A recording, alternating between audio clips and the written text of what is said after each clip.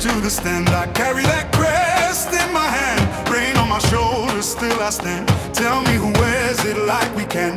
Mud on the boots, heart of gold. Those stories living in the cold, every name that the walls still hold. I was born for this, I was told. Hear that roll in the air, feel that fire everywhere. We don't bend, we don't fold, we were cut from that blue gold. Blue till the end, blue till the end. We rise again, we rise again. Blue till the end, blue till the end. This is our name, this is our skin. When the pressure comes down hard, we don't flinch, we play our part. Every scar on the badge says more than 1,000 songs before. From the first whistle to the last, we remember where we came from fast. No throne, no crown, no borrowed fame, just a city calling out that name. Hear that roll in the air, feel that fire everywhere. We don't bend, we don't fold, we were cut from that blue gold. Blue till the end, blue till the end. We rise again, we rise again. Blue till the end, blue till the end. This is our name, this is our skin. Let the whole ground shake, let the whole world know. We don't chase a moment, we are the home. Hands up high, voice up loud. Same old pride, same crowd.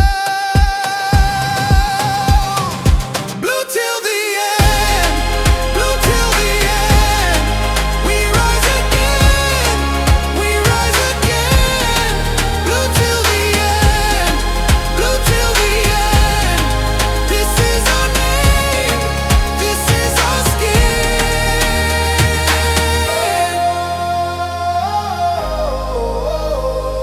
Yeah.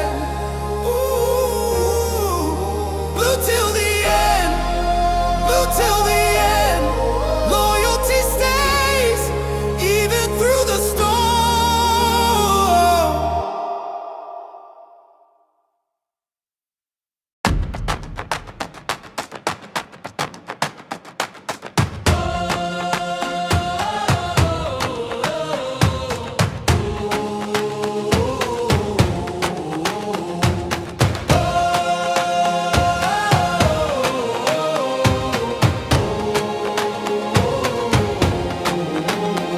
From the bridge to the stand, I carry that crest in my hand, rain on my shoulders, still I stand. Tell me who wears it like we can. Mud on the boots, heart of gold. Those stories living in the cold, every name that the walls still hold. I was born for this, I was told. Hear that roll in the air, feel that fire everywhere. We don't bend, we don't fold, we were cut from that blue gold. Blue till the end, blue till the end. We rise again, we rise again. Blue till the end, blue till the end. This is our name, this is our skin. When the pressure comes down hard, we don't flinch, we play our part. Every scar on the badge says more than 1,000 songs before. From the first whistle to the last, we remember where we came from fast. No throne, no crown, no borrowed fame, just a city calling out that name. Hear that roll in the air, feel that fire everywhere. We don't bend, we don't fold, we were cut from that blue gold. Blue till the end, blue till the end. We rise again, we rise again. Blue till the end, blue till the end. This is our name, this is our skin. Let the whole ground shake, let the whole world know. We don't chase a moment, we are the home. Hands up high. Yes, good people, big up to all of you. Welcome back to Chelsea Perspective. Welcome for another edition of the Blue morning show. I do hope you're all doing well. We have quite a lot lined up to talk about today. We will talk about Enzo Fernández to Real Madrid, where we are with that situation. We'll talk about Trevoh Chalobah possibly joining Como or maybe Inter Milan. We'll talk about Alejandro Garnacho. We'll talk about Pep. Well, how do you say his last name? Pep. Okay, let me just leave it at that. We'll talk about Granit Xhaka to Chelsea, and hopefully I'll get one or two more panelists to join me so that you can get diversified opinion. But we are back again after a short break. Yeah, World Cup made it a lot easier for us to take a break here because, there weren't a lot to talk about when it comes to Chelsea transfer news. But that's, by the way, without wasting much of the time, we'll get into it. I will switch over to the presentation window. That's after saying hello to those of you in the chat already, because that's how we operate here. Join the party. Hit the like button to help us garner more likes, and the likes do go a long way. We're getting closer and closer to 30k subscribers. I think we need just 20 plus to get to 30k subscribers, and once that happens, we did promise you a giveaway of a custom Chelsea kit. You might, if you merch the winner, if you like, you can request the cash equivalent or get the kit. Yeah, but nice to see you, Hussein Hassan. I like that name. Nice to see you. I appreciate you finding the time to join the conversation. I do hope you're doing well. And Nightbot already said, Modmana already said hello to you. Yeah. And we have Andrew Friday 115. Thank you for joining the conversation. Sincerely do appreciate you. And Enzo cannot leave. There's a chance he still leaves. We've been there before. Maybe it definitely doesn't look like it's going to be this summer transfer window. I think not exactly a similar situation. Ronaldo didn't join them when they first made a serious move for him. I think it was Perez at the time that made a comment, something to the effect he'd never get a chance to play for Real Madrid again, something to that effect. What the Real Madrid statement doesn't necessarily mean that Enzo Fernández will not play for Real Madrid again. It could still happen.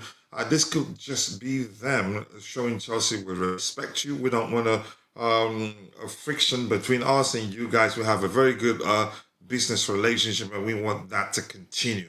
So we haven't had any conversations with the players' camp, and clearly we haven't had any conversations with you, the club. So that could just be them ensuring that they don't have any issues with Chelsea Football Club. But that's, by the way, as promised, without wasting much of the time, I'm going to switch to the presentation window so we can start discussing the item we have lined up. And I'd be happy if we can breeze through the items we have lined up today and get it done as soon as possible, so that the video can be as short as possible, so that our community members who come, whenever they come across the video, they'd be comfortable watching it, knowing that it is not a lengthy video. So without wasting much of your time, the first item on the screen, as you can see, there is a real tug of war. There's a real tug of war between Xabi Alonso and the club for Granit Xhaka. The coach, in fact, considers him necessary for the project and insists on the purchase. They are deciding whether or not to satisfy the new coach. I think for me, this is just categorically, in my opinion, dangerous and assumptive. How do you pronounce that? And it's just, let me just stick with the simpler word there. For me, just a believable assumption. There's no way.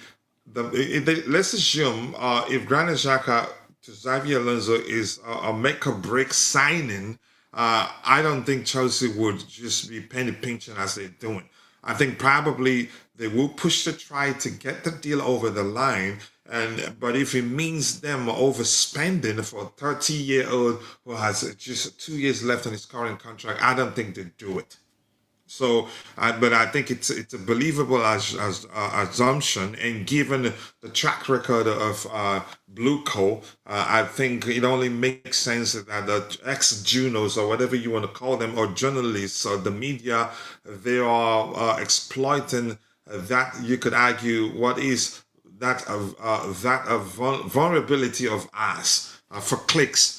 For me, I think this is dangerous. I think it's a lie. I think they're just assuming that that's the case, and it's believable, given the track record of Blue Co. I don't think. Once again, I'm just gonna say this one more time and then get it over with.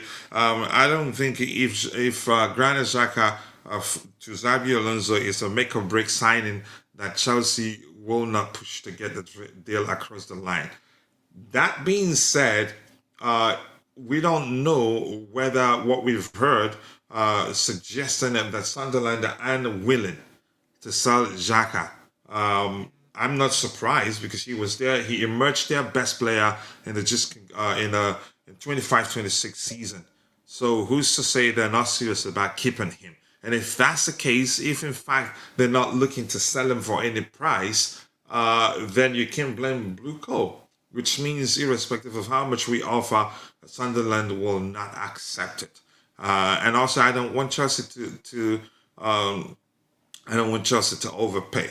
It doesn't have to. It must not be Xhaka. The only thing that signing a different player might change the dynamics of the plans the manager have in motion, or maybe how he's trying to approach things at Chelsea changes. That doesn't mean that be the end of the world. It just has the conversation we had with regards to the future of Enzo Fernández, that if he ends up leaving, that doesn't necessarily mean yeah, that's it for Chelsea. We're not going to do well. We sold some of our best players and ended up winning big trophies without them.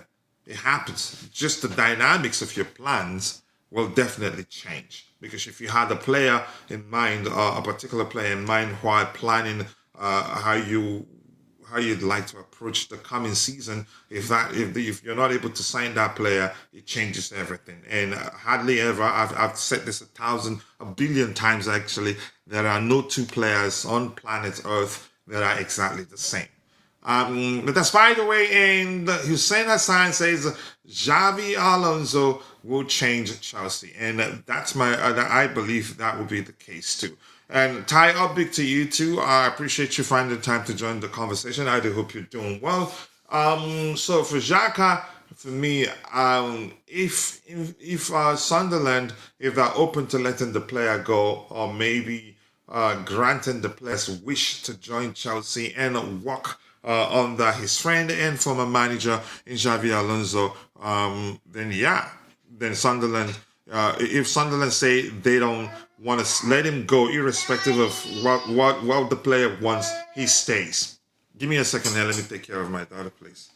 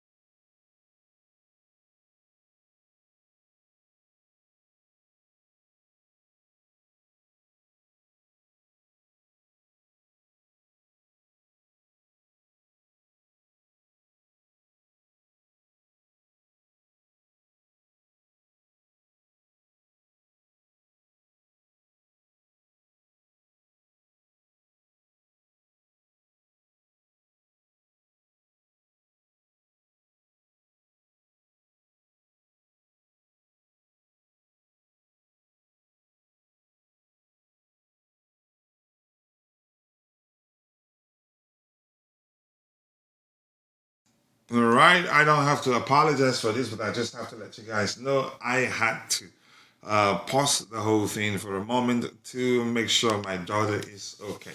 All right. We've addressed that. I think he will become Chelsea player, and if Sunderland persists that they're not looking to sell him and they're not ready to sell him at any price, then maybe irrespective of how much we offer, they're not going to let him join us. That's a possibility. So that's why, for me, this particular report for me is dangerous, categorically, categorically. Did I pronounce that correctly? In my opinion, uh, dangerous. Yeah, because that's just an assumption. Um, I'm just gonna leave it at that. And I don't like it when people do that. The slightest opportunity they get, they exploit the heck out of it, trying to create division within the fan base or trying to get the fans to turn against the owners as usual. And the owners, they deserve every stick they get from the fans, yeah, because they've disappointed the fan base a lot. But that's by the way, I want to sign him. I think signing him makes a whole lot of difference. He's a leader, an intelligent player, and also a quality player. Even at his age, he still plays like he's still in his 20s. He's matured and was pivotal to Xabi Alonso's success at Leverkusen. So I hope we sign him. But if he ends up not being him, yeah, someone else can still come in and do a good job for us. Maybe just everything changes with regards to the plan, how the manager had planned to approach the coming season. By the way, come on, you Blues, Charlie B5X7K. Thank you for saying that. And please, if you're following the show and you haven't, take a second, drop a like on the video, and also do subscribe to the channel if you haven't.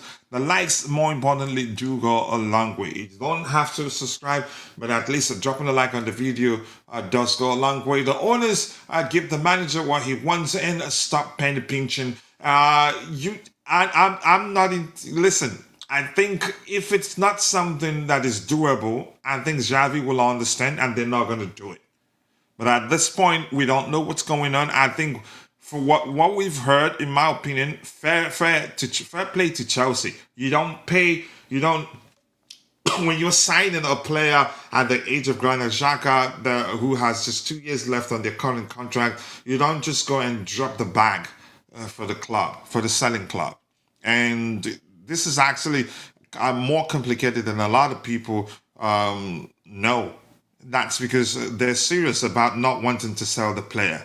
And I'm not one of those that will preach for Chelsea to go and drop the bag and get the player because the manager wants him. And I'm quite sure the manager also wouldn't want Chelsea to overspend on a player that is in his 30s, irrespective of how good that player is. We don't. Look, the penny pinching thing for me is absolute horse dung. We don't have a big stadium. We don't make a lot of money just as other clubs do. Irrespective of whether you believe had it not been the fact that we mismanaged £1 billion plus, or how much, however, how much we've spent in the past, and that we'd be better positioned, maybe. Irrespective of whether you think that's the case, we still don't make as much money as Arsenal, and even some of the so-called mid-table teams or bottom-table teams have bigger stadiums than us. So that's a factor you have to consider. But that's, by the way, I digress. My point is, I'm not all for us dropping, giving them £30 million or £35 million. For me, that'd be too much. It just doesn't make sense, irrespective of whether, if it's not there, Xabi Alonso doesn't breathe. It just wouldn't make any sort of sense. But big up to you too, Nemaya Fawale. I appreciate you. And my bro, Vic, is in the house. You decided to do a show on your day off. Just shut up and leave me alone. I have a show to host, Vic. Leave me the heck alone. Okay? You know I don't like you, but yet you don't want to give me space. Madrid rejected Enzo. That's not to say that's the end of it. I think they just did what you could argue the right thing to do, because they just want to make it clear to Chelsea, look, Forget what you're hearing. We haven't had any conversations with the players' camp. And of course, we haven't had any conversation with regards to the possibility of us purchasing the player. That doesn't mean Enzo Fernandez will not get to play for Real Madrid. It could still happen this transfer window or maybe next season. But in this case, I've seen people online saying they said the same thing about Cristiano Ronaldo, but not exactly the same. In the case of Cristiano Ronaldo, what I remember, the Real Madrid president at the time, I can't quite remember whether it was Perez, did say something to the effect of you will never get the chance or may never get the chance to play for Real Madrid again. But in this case, they categorically said, we are not looking to sign him. We respect him. We're not looking to sign him. But still, even at that doesn't necessarily mean that they don't end up coming for him. But it doesn't look good, even after he walked naked for them in public, to be more clear. Jay, thank you. Guess who's back? Big up and welcome back, my bro. Always nice to see you. I appreciate you finding the time to join the conversation. Enzo in the mod. I wouldn't say that. I'm that sort of person that consider all possibilities when it comes to you could say analyzing such situation. There's no way to tell whether they didn't just tell him, look, we're gonna make a public statement just to respect Chelsea. But you should tell your agent to stop talking, telling the public that he's had a conversation with us or something like that. It's a possibility. But nice to see you. Okay, we're gonna try to start a new culture. Maybe I don't know whether that be the most accurate way to phrase it. Let's stick with the current topic. Then when we get to Enzo Fernández, we'll talk about that. May the 4th be with you. Same to you. That's tomorrow. This doesn't mean that Madrid will come back for him. People are overthinking. Yep. The voice looks like coach's voice, really. And what's different though? Simon. Simon Aduojo, Akugbadu, nice to see you. I do hope you're doing well. But I am happy to tell ya all that we have the captain of the community on the panel with me in Constantine Dante. Big up to you, man. How are you doing? I do hope you're doing well. I appreciate you finding the time to join me on the panel. And apologies that I haven't reached out. We have something that I actually wanted to discuss. But thank you for joining on the panel. How are you doing? Yeah, big up, coach. Good to have you back. Big up to you too. Happy to have you on the panel too. Yeah, how was your time off? Good? Well, been busy, and I think I just came back from San Antonio, I think 3 days ago or so. Yep. Yeah, I did tell you, right? Yeah. So, Yeah, that I know. And in all honesty, I have to be honest, I had 2 Nollywood projects going on. So because I wasn't none a lot was out there with regards to Chelsea news, so I took that time off to focus on getting it done, and I'm happy both films were done. So I will update you on that later. Awesome. Good to hear. So the first item, Granit Xhaka, do you think it still happens, and what do you make of people suggesting that Chelsea should just drop the back and get the deal across the line? I'm not for that. It just that wouldn't make any sort of sense. But let's hear your thoughts on that, Dante. Yeah, look, they're doing their jobs, and that is to get as low as possible. People saying, yeah, we're penny pinching, blah, blah.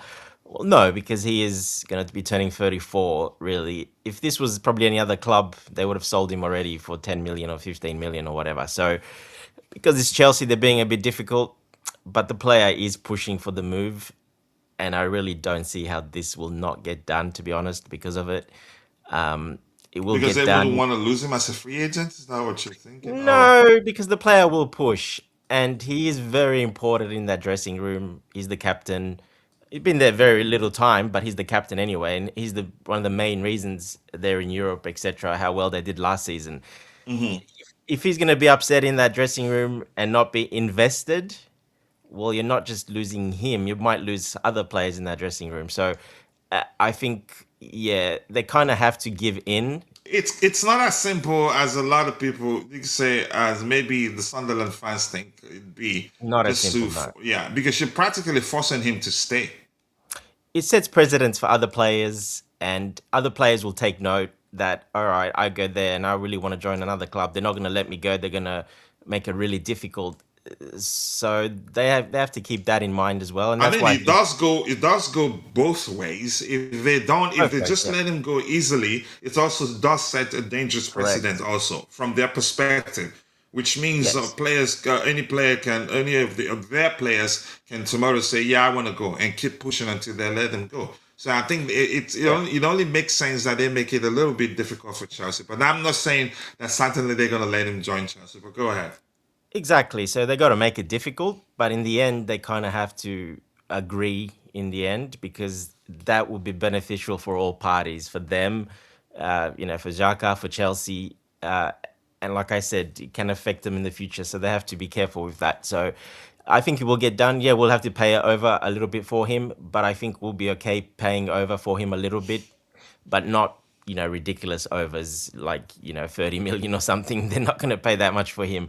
Uh, but I see it getting done this week. To be honest, like I said, he wants the move pretty badly, and he's the captain. So if he's going to be upset, first of all, you probably got to take the captaincy off him as well. So it's going to cause a lot of drama. So they're playing hard, but that's fine. Let them play, and they'll get extra money. That's what they need. But it will get done, I think. Like I said, there's too many variables to consider. And yeah, and for us as well, we'll pay. We can't just go in there and just give them what they want. We have to negotiate. We sent them an offer that we thought was fair. Obviously, they didn't, but that's negotiations. Let them negotiate and get the best deal possible. I think they would want to actually make at least a little bit of gain. Yeah, well, apparently we did offer the 16 million. I mean, that's already a bit of a gain. That's 3 or 4 million gain from what they bought him last season. But he's also a year Didn't they older. pay 17 for him? I thought they paid 12 million for him. Yeah, 12 million or something like that, 13 million with add-ons, etc. So I'm talking about pounds, of course. So that's why you're probably in euros, maybe that's why. But Okay. yeah, yeah. So they did pay that much. Apparently, went back with an offer now for 16 million, with add-ons included. So I mean, that's pretty good. If we, they might a couple more million, they'll probably do it. But I don't see us over 2 million not getting the player. To be honest, an extra couple of million here. So it's just negotiations and yeah, it's relationships and it's a lot of stuff that goes on as well that people don't see and don't know. So I think it will get done because obviously Alonso has made it a priority that he wants him. And they will get it done, but like you said, they can't play easy. Chelsea can't play easy. The player can't play easy. But in the end, we usually know player power usually in the end usually suffices usually if they really want to leave, especially at where he is in his career and his age. Exactly, he wants to go to a team. Yeah, okay, they got into Europe, they finished ahead of Chelsea, but he knows that next season it'll be extremely hard for that to happen again over there, and he knows what Chelsea's sort of building. He could win and be very important, and while Xavi Alonso that will be there, he'll probably be there. As long as Xavi Alonso will be there, he'll And be his there as well. relationship with Xavi, a serious driver too. It's a big serious driver, yes. He was like an assistant coach to him, to be honest. If you look at stuff they said about each other, even at videos you watch in training, etc. He's basically his assistant coach really on the field. So he is very important. So I think they'll get it done because of that. Chelsea wouldn't have gone for him at all if they didn't want to. So to me, showing that they went for him, how old he is, etc., means they're gonna keep going for him and they will get him eventually. It's just, yeah, like I said, in business you can't just go straight away. I know a lot of fans out there, oh, just go straight away and pay him 25 million and get it over and done with. Well, it doesn't quite work in business that way. That's not how you lose a lot of respect and credibility doing that, and then you get taken advantage even worse later on. So it's not quite how it works, but patience, we will get him. I think he will eventually become Xavi's assistant manager. Before we give the microphone back to those in the chat, I wanted to get your opinion on this report on the screen by Luca Sacchioni. I hope I pronounced that correctly. If I butchered it, apologies. I think it's Italian.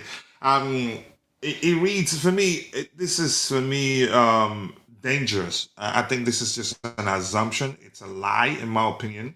It Yeah. says there's a real tug of war between Xabi Alonso and the club for Granit Xhaka. The coach, in fact, considers him necessary for the project and insists on the purchase. They are deciding whether or not to satisfy the new coach. For me, this is absolute nonsense. Big nonsense. It's just assumption from a journalist that we don't know about, and whoever he is. It's just making an assumption, and the Because way it's he's wording it, believable. yeah, it's very believable, and he's getting clicks for it. But unfortunately, that doesn't look good at all. They're putting that out, so I'm surprised Vince actually he should not be posting that. First of all, to be honest, in my opinion, he should, you I know, mean, more importantly, he's just report, or you could say quoting someone. It's not him. yeah, but it's not even really quite quoting. It's just, yeah, like you said, it's a bit dangerous of a game to play to write stuff like that because that can take. Like we know that our fan base is already quite gullible.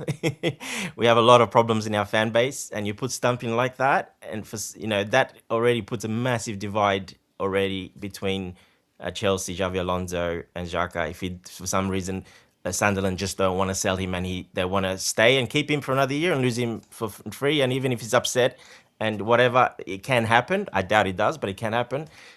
Putting stuff out like that is not factual. That is just It's assumptions. not okay. And That reminds me of the report that he had no knowledge of Chelsea's sale of Marco Correa.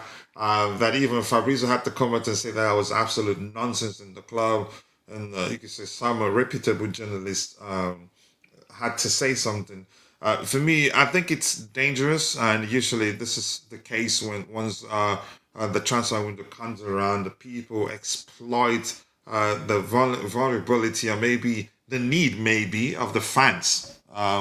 For me, that's absolute nonsense, and it's not okay. It's dangerous, really. that's why I Uh, said Vince probably shouldn't have put that because you put stuff like that, it's not going to look good on you. And he's very good. He was one of the best, and he loves Chelsea, and he always protects Chelsea. But putting that up there is not really protecting Chelsea's best interest. Putting something like that up. So I get that's his job, but doesn't matter. He's actually been very good in the past. Not to put that type of stuff, any of that negative, really stuff that's just assumptions, etc. So yeah, a bit disappointing that he put that up because, like you said, it's very dangerous and it doesn't do any favors for Chelsea Football Club. It makes no favors at all.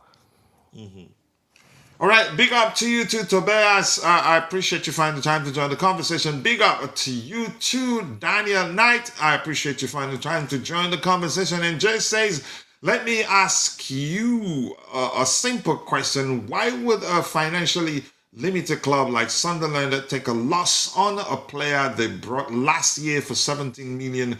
That's why it beats like 8 to 10 angers fans. I'm not saying look, they have every right to be angry.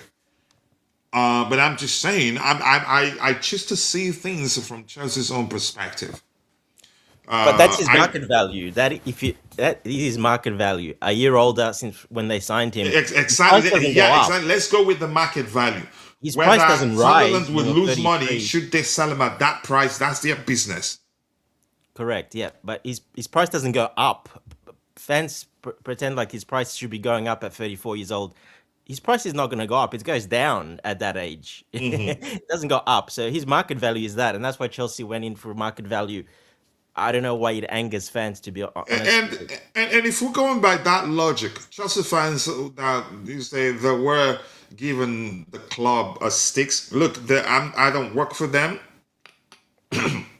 and I'm not by any means necessarily saying that they are saints.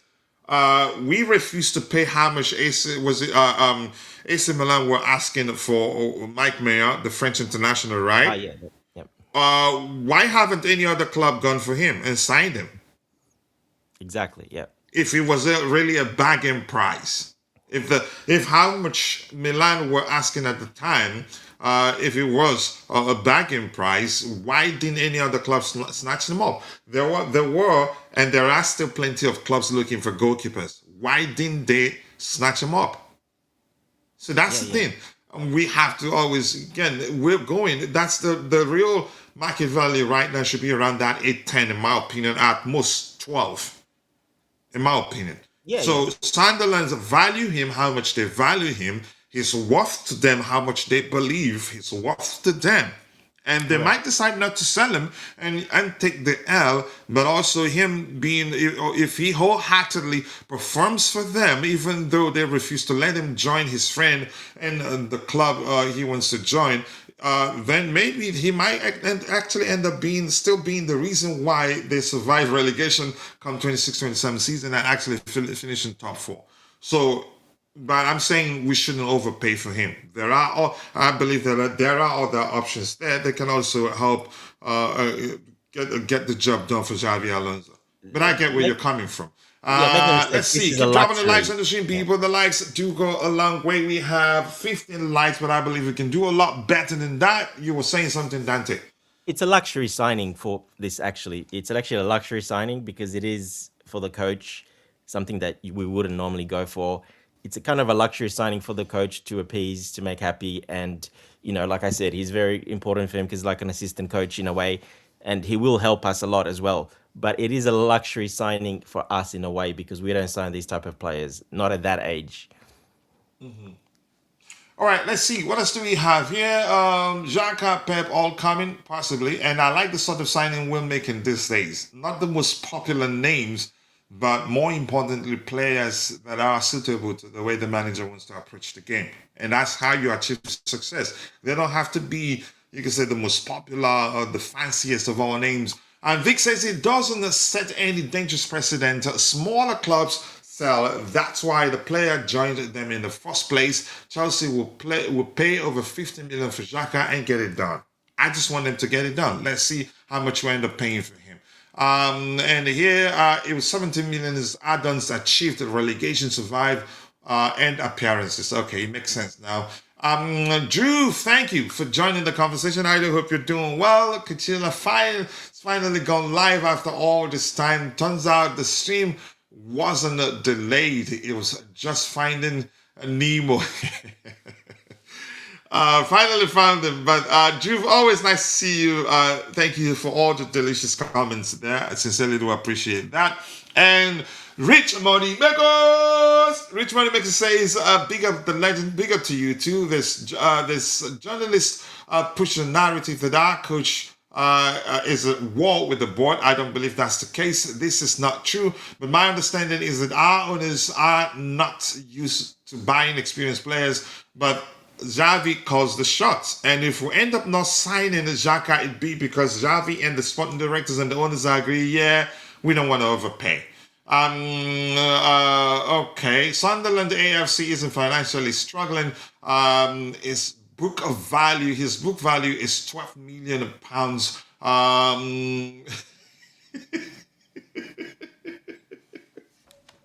Did you see that? Yeah, this Kev must be, he must Must be a be- Sunderland, But that's Sunderland funny, fan, really. most Yeah. likely. Jesus Christ, he's cussing the heck out of us. But Kev, thank you for joining the conversation. At least press All the right, like button, Kev. You can do that much. good. I am crazy in my bro. Big up to you too. Big up everyone in the chat. Always nice to see you. Let's see. Enzo's market value is 80 million, but we want 120 million. We know exactly what we're doing. Well, us saying 180 million isn't necessarily because we know we will sell them for that much. I think we know what we're doing. Whatever that is, I don't know.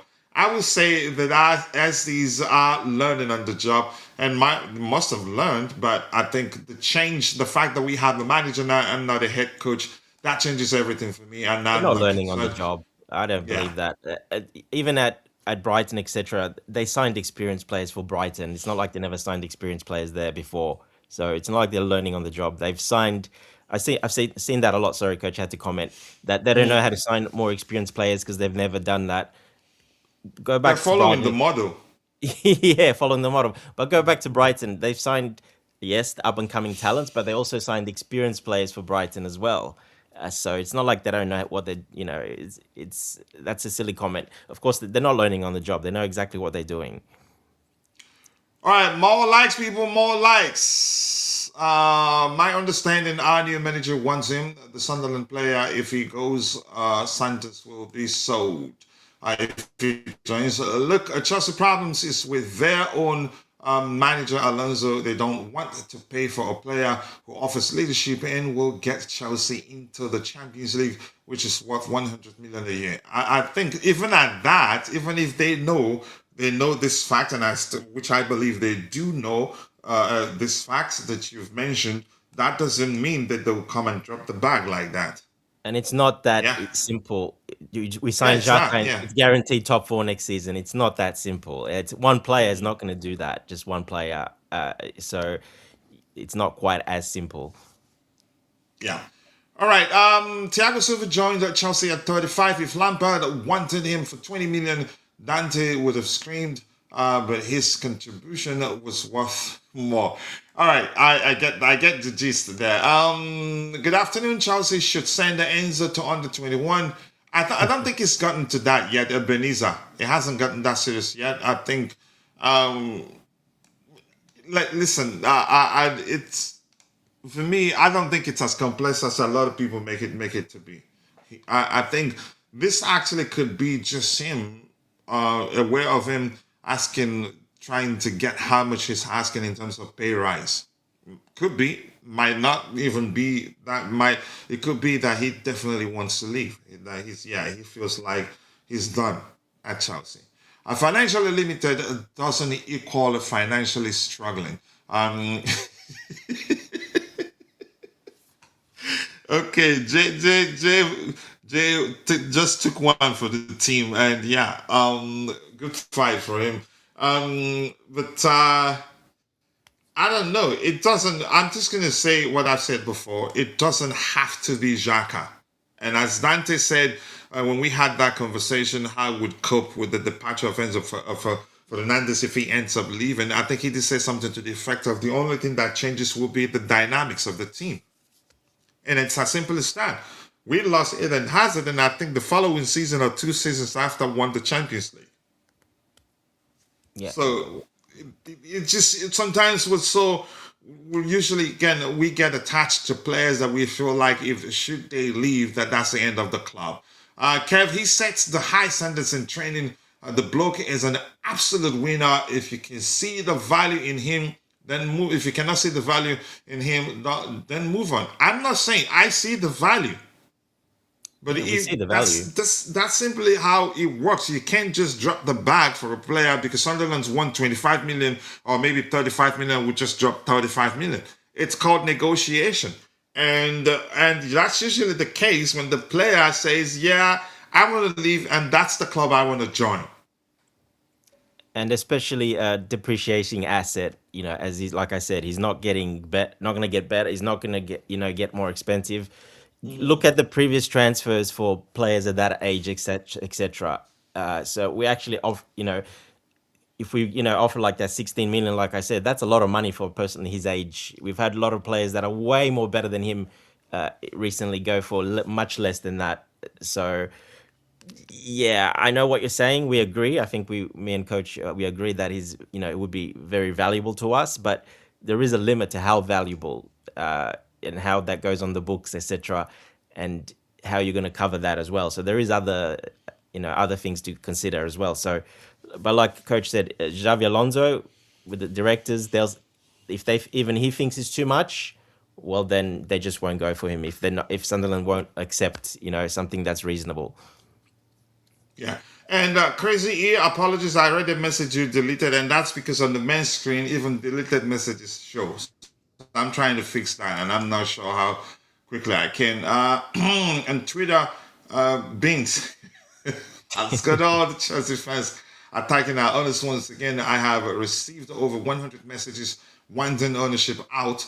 Tell Vince to be careful what he writes. Okay. All right. Let's see. What else do we have here? This one here talks about Chelsea midfielder Andrea Santos may leave this summer. The Brazilian is not ruling out an exit. Neither are his club, but he is highly respected and not being pushed out. He's been patient, but I think he's gotten to a stage of his, you could say, career that if he doesn't play, he'd be better off leaving. But I'm not too sure what's going to happen. Everything comes down to what the manager wants. Um, but Dante, let's hear you. How do you think he'd be a good fit for Xavi Alonso ball or not? Yeah, I mean, we play with two sixes basically, so there actually will be more game time available because of that. So, you know, it's one a week, I know, but the cups will come up and stuff as well. He will get game time, and he's a very good tactical sort of player that keeps the ball moving, keeps it simple. But Javi actually likes that, and I think he'll probably will use him quite a bit. You still need quite a big squad. I don't see him going. And again, Niza Cancela, he's just saying this. This is just his opinion. It's just it's a nothing post because there's not much news. This is he's posting something like this, just assuming again. But there's no other reports have come out from anywhere, not from Santos, not from his camp, not from anywhere. This is just assumption again that he's putting out there, just thinking that, oh, we're going to sign, so automatically that means Santos will be moved on. Well, no, that's not quite like that. And Santos has said many times he's very happy and he's very patient, and he wants to take it slow, year by year, take it really slow. He's very happy, and he knows his time will come when it comes. And I think he will get used, yeah, because like I said, two players for that position. You're gonna have pretty much you need four. You're gonna have the two backups and then another one, sort of, another player there as well, probably five. So yeah, he still should be okay to play game time, and especially if we sign Xhaka. Let's not forget he's 34. He can get injured, and when you're 34 and you get injured, you don't recover very quickly. Especially when he's played so much football with his country now and for Sunderland. So he can just get injured, and then what? Then we're missing. So that goes to Caicedo as well, etc. So I think he stays. I have not seen any indication. And like I said, to me, this again is just one of those assumptions. These reports, there's no quotes, no nothing. They're just assuming, writing stuff. There's no actual source or anything that's coming from. So yeah, it's a bit of one of those. They're just writing because of that. But I don't see him going, to be honest. And at worst, it might be a loan, but I don't see that happening either.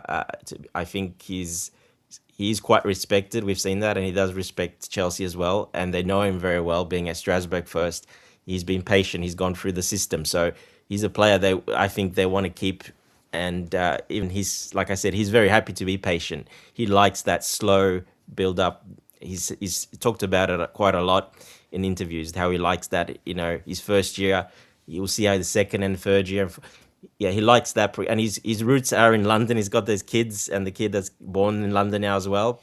That So changes a lot. that changes a lot, yes. So I think he's quite comfortable, and I think he'll stay, and I think he'll get not bad game time. Probably not as much as but one or two injuries, and there you're going to get a lot of game time. So I think he stays. He's that type of head, that mature head. For what I said, there's reasons, and I think he stays, and he'll be patient, and he'll get rewarded for that. Yeah. All right, thanks so much for that, Drew. Thank you for saying that. And Jay says that to my dear Kev, financially struggling, have to sell a player, financially limited, not as big of a club to accept book loss. Hope this helps. Thank you for that breakdown there, Jay. And Terry Diamond says, Coach, these SDs don't value older experienced players. Look how fast they paid the money for the 21-year-old right wing back, but good enough. Really, really good. I think we'll sign more experienced players right now. And Crazy E says, I think the best ending to the Enzo Fernandez situation is that he leaves. It may not be Madrid. It could be somewhere else. For Xhaka, this will be another experienced player we failed to get because of valuation. I just don't want us to overpay, but let's pay what we can afford. But I think he eventually joins us. Let's see what happens. And more importantly, it's important to remember that the biggest driver for that transfer, in particular, his relationship with Xavi Alonso, in my opinion. Yeah. What else do we have here? And Sean Abiona says, I cannot see Granit Xhaka happening. It's a possibility. It hasn't happened, which means there's a chance it wouldn't happen. Fit Santos is better than injury-prone Romeo Lavia. I'd have to agree. Let's see. Modmana, who is your G? A lot of game time leaving is his best option. Honestly, I would say I'd rather he leaves. That's my opinion anyway.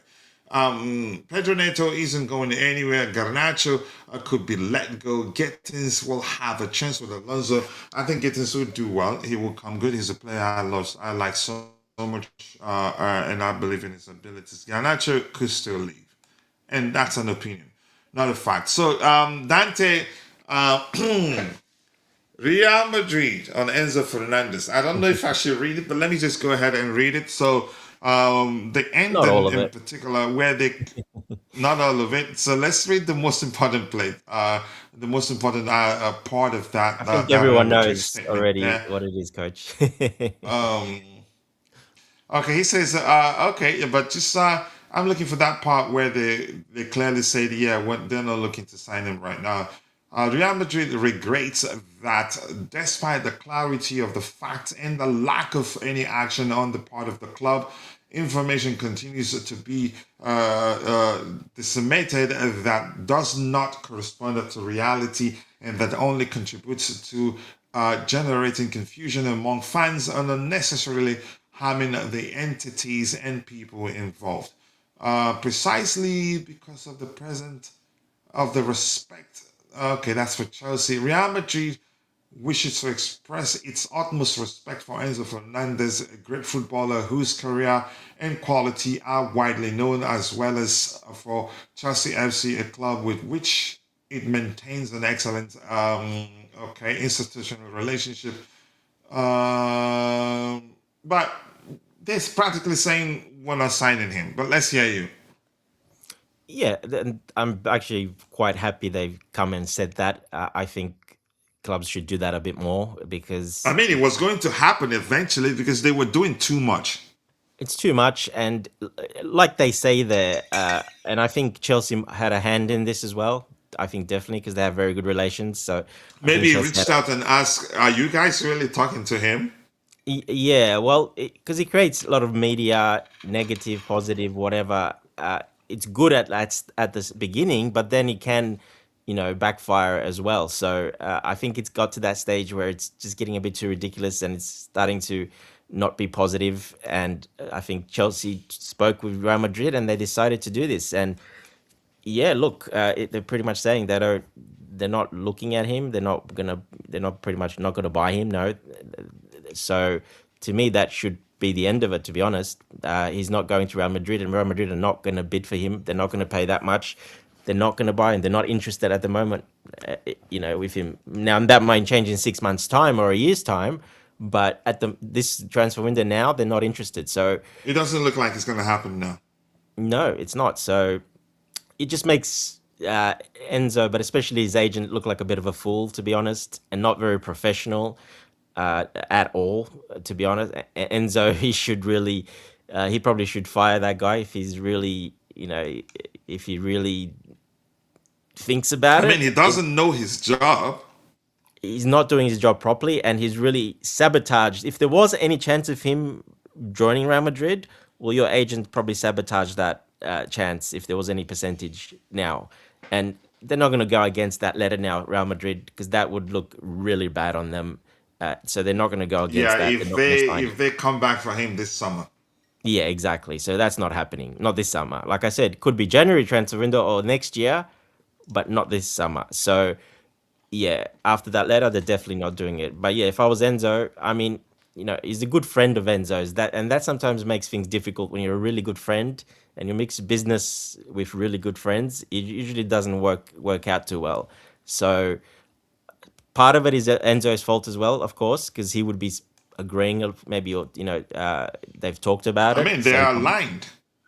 They're aligned, and that's why I said business and really, really close friends like they are sometimes doesn't work because great example what happened. So yeah, we'll be interested to see if he lets him go. That will tell us a lot about his integrity and etc. If what he decides to do with his manager, with his his agent, because that's not a very good look for Enzo at all. Yeah, I agree. And Jay, I'm not going anywhere. I think I've explained the reason. There was not a lot was going on, and I took the opportunity because as if you guys are following me, especially my Nigerian brothers or African brothers who like to watch Nollywood movies, I already produced a Nollywood series, produced one Nollywood movie on Nolly Tale. The tale is Tale, and recently I produced two movies, one epic movie and one a love story. So I took that opportunity to focus on making sure they come out good, better than the previous two that I had produced. So yeah, it wasn't. I didn't run away. I still work from home. I still have a job that I do from home. But I He had was to take working. that He was bringing in opportunity. that money. More important. That was much more important. So, but Jay, I'm not going anywhere anytime soon, bro. Yeah. All right. Let's see. Are you trying to All say right. we missed? Is Jay trying to say he missed you, coach? I think he might be trying to say he missed you. I don't know. I'm I'm not saying anything. I'm not saying anything. We assume Enzo is only focused on Real Madrid. He would still end up at City if Rodri leaves. And he might move to Atletico Madrid also. Just if he wants out that desperately, yeah, I'm not discounting him joining the Premier League rival. But it would take a lot. I think Premier League suitors they'd have to pay a lot more. Am I correct, Dante?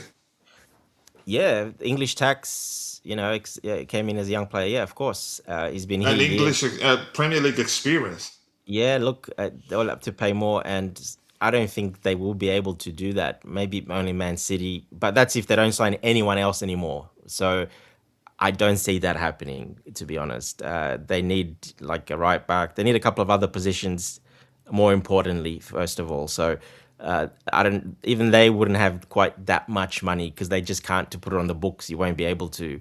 They're in the in Champions League, etc. You can't European I football don't, as well. and in all honesty, I really don't think Maresca likes Enzo Fernandez that much. Um, That's just an opinion. no, I think they get along very well. I think But that they doesn't necessarily mean he wouldn't want, you could say, a different profile from him. I think at Chelsea, it just seemed that there was a point when it seemed that he just had to make do with what he had. I get it. yeah. We understood at the time that eventually Enzo Fernandez would start playing regularly, but he wanted to sort out defensive issues at the time and wanted to field two more defensively minded Yeah, sixes. it was only a handful of games. It wasn't much. After that, he became a regular mainstay, played every game. So it was just a little, like you said. But I think after winning the Club World Cup together and being together, I think that relationship got really strong. And don't forget, he made him wanted to make him captain. Basically, he did make him captain, basically, in a way. So yeah, I think that bond is pretty strong there. I think they're very close, to be honest. They became very close, and yeah, winning will do that to you, of course. Winning in that style, and playing that well, and his game went to another level last year as well. With the 20 a goal, 20 GA, etc. That went way up. So yeah, look, I think they're pretty good. I don't see them having a problem, especially Spanish speaking as well. No, I think they were quite close, to be honest. Yeah, I agree. But closeness doesn't necessarily say he wouldn't want a different profile from him. We just cannot tell. No, we can't. No. That closeness is a different thing altogether. After all, I didn't see a world where Driscoll Hall will leave Chelsea as quickly as he did. I thought he was gonna be his main go-to guy. So, Yeah, no, it wasn't so unfortunate. yeah. Enzo wants to hear evidence that Chelsea are ready to challenge for title. Get the F out of here. Man thinks of himself as Messi. He thinks he's the best, and I think wasn't it Jean Pedro that said that in an interview that Enzo believes he's the best, and I mean he's whatever he believes he is. It's up to it's up, whether I believe that's the case. That's a different thing altogether. But I respect him and I love him as a player. I think he's an excellent footballer. Best, Spurs most just dropped valuable. 200. Yeah, he probably is in our team, to be honest. The most Yeah, valuable and probably best. Yeah, yeah. especially In the all season honesty, yeah. Palmer had, etc. He overtook the importance away from over Palmer last year. Yeah.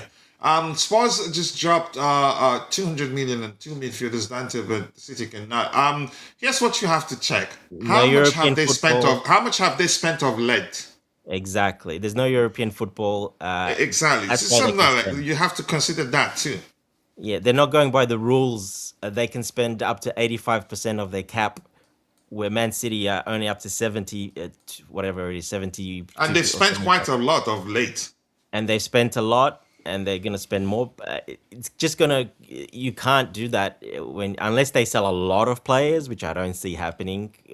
They'll sell maybe a couple, but they can. Of course, they can get Enzo Fernandez, but then they're limited to getting any more, too many more players. So you think they would do that? I don't think so. I don't think so, to be honest. I think that they've got quite a lot of profile players like that.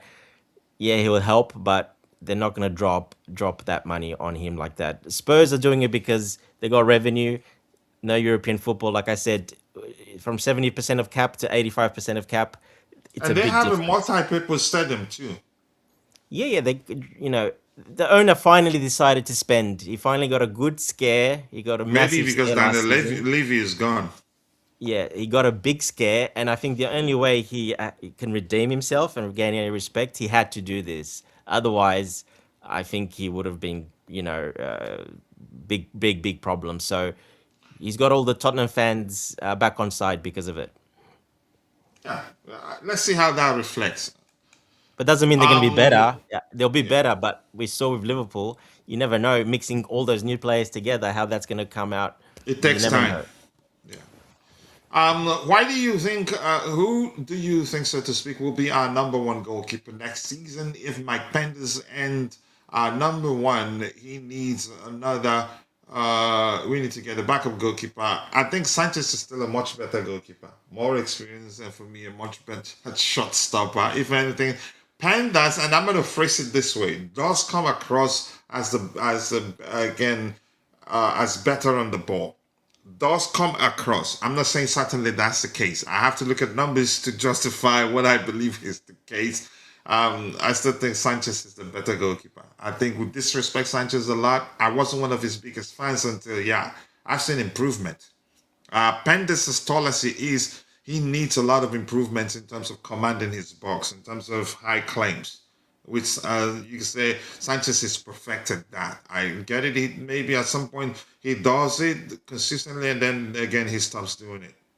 But I think I'd rather Sanchez be our number one than Penders at this point, and that's my opinion. I ask because if you're planning to vanish, tell us, just so prepare Trevoh's internet for streaming. What happened? Did they stream with? Did they stream with? Did they stream with McDonald's Wi-Fi? That happens to everyone. I pay a lot for Wi-Fi, but still, every now and then I get the crappy Wi-Fi. Yeah. But Yep. thank you, Jay, for that. Read my comment, please. Which one? Did I skip any of your comments? I think, yeah, that's that one. We read it. But we don't read every comment because there's quite a lot to read. My city revenue is 800 million. They can do whatever they want. Even at that, that's a limit. They can't All do right, whatever let's they want. see. Next here. Let's see what this one says. This here says if Enzo, that's according to Sport. I don't know whether to trust them or not. If Enzo goes to Real Madrid, Alonso has reportedly asked for Chelsea for two players from Real Madrid squad, Chomeni and Adagula. Is that how you pronounce it? Adagula or Gula? I'm not sure. But Adagula, the Turkish kid, Goulet. Turkey kid. And they've changed it. No longer Turkey, but Turkey. I hope I pronounced that correctly. Dante, what do you think? But I don't think we're getting Chomeni. His salary almost always an issue. Again, it's just as you see how it's worded, it's assumption. And again, it's an assumption. It's just a theory, an assumption.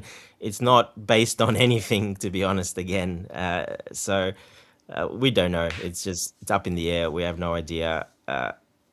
If we want to even if we're looking at those players, we don't even know that. No one's come out or said nothing. We're looking.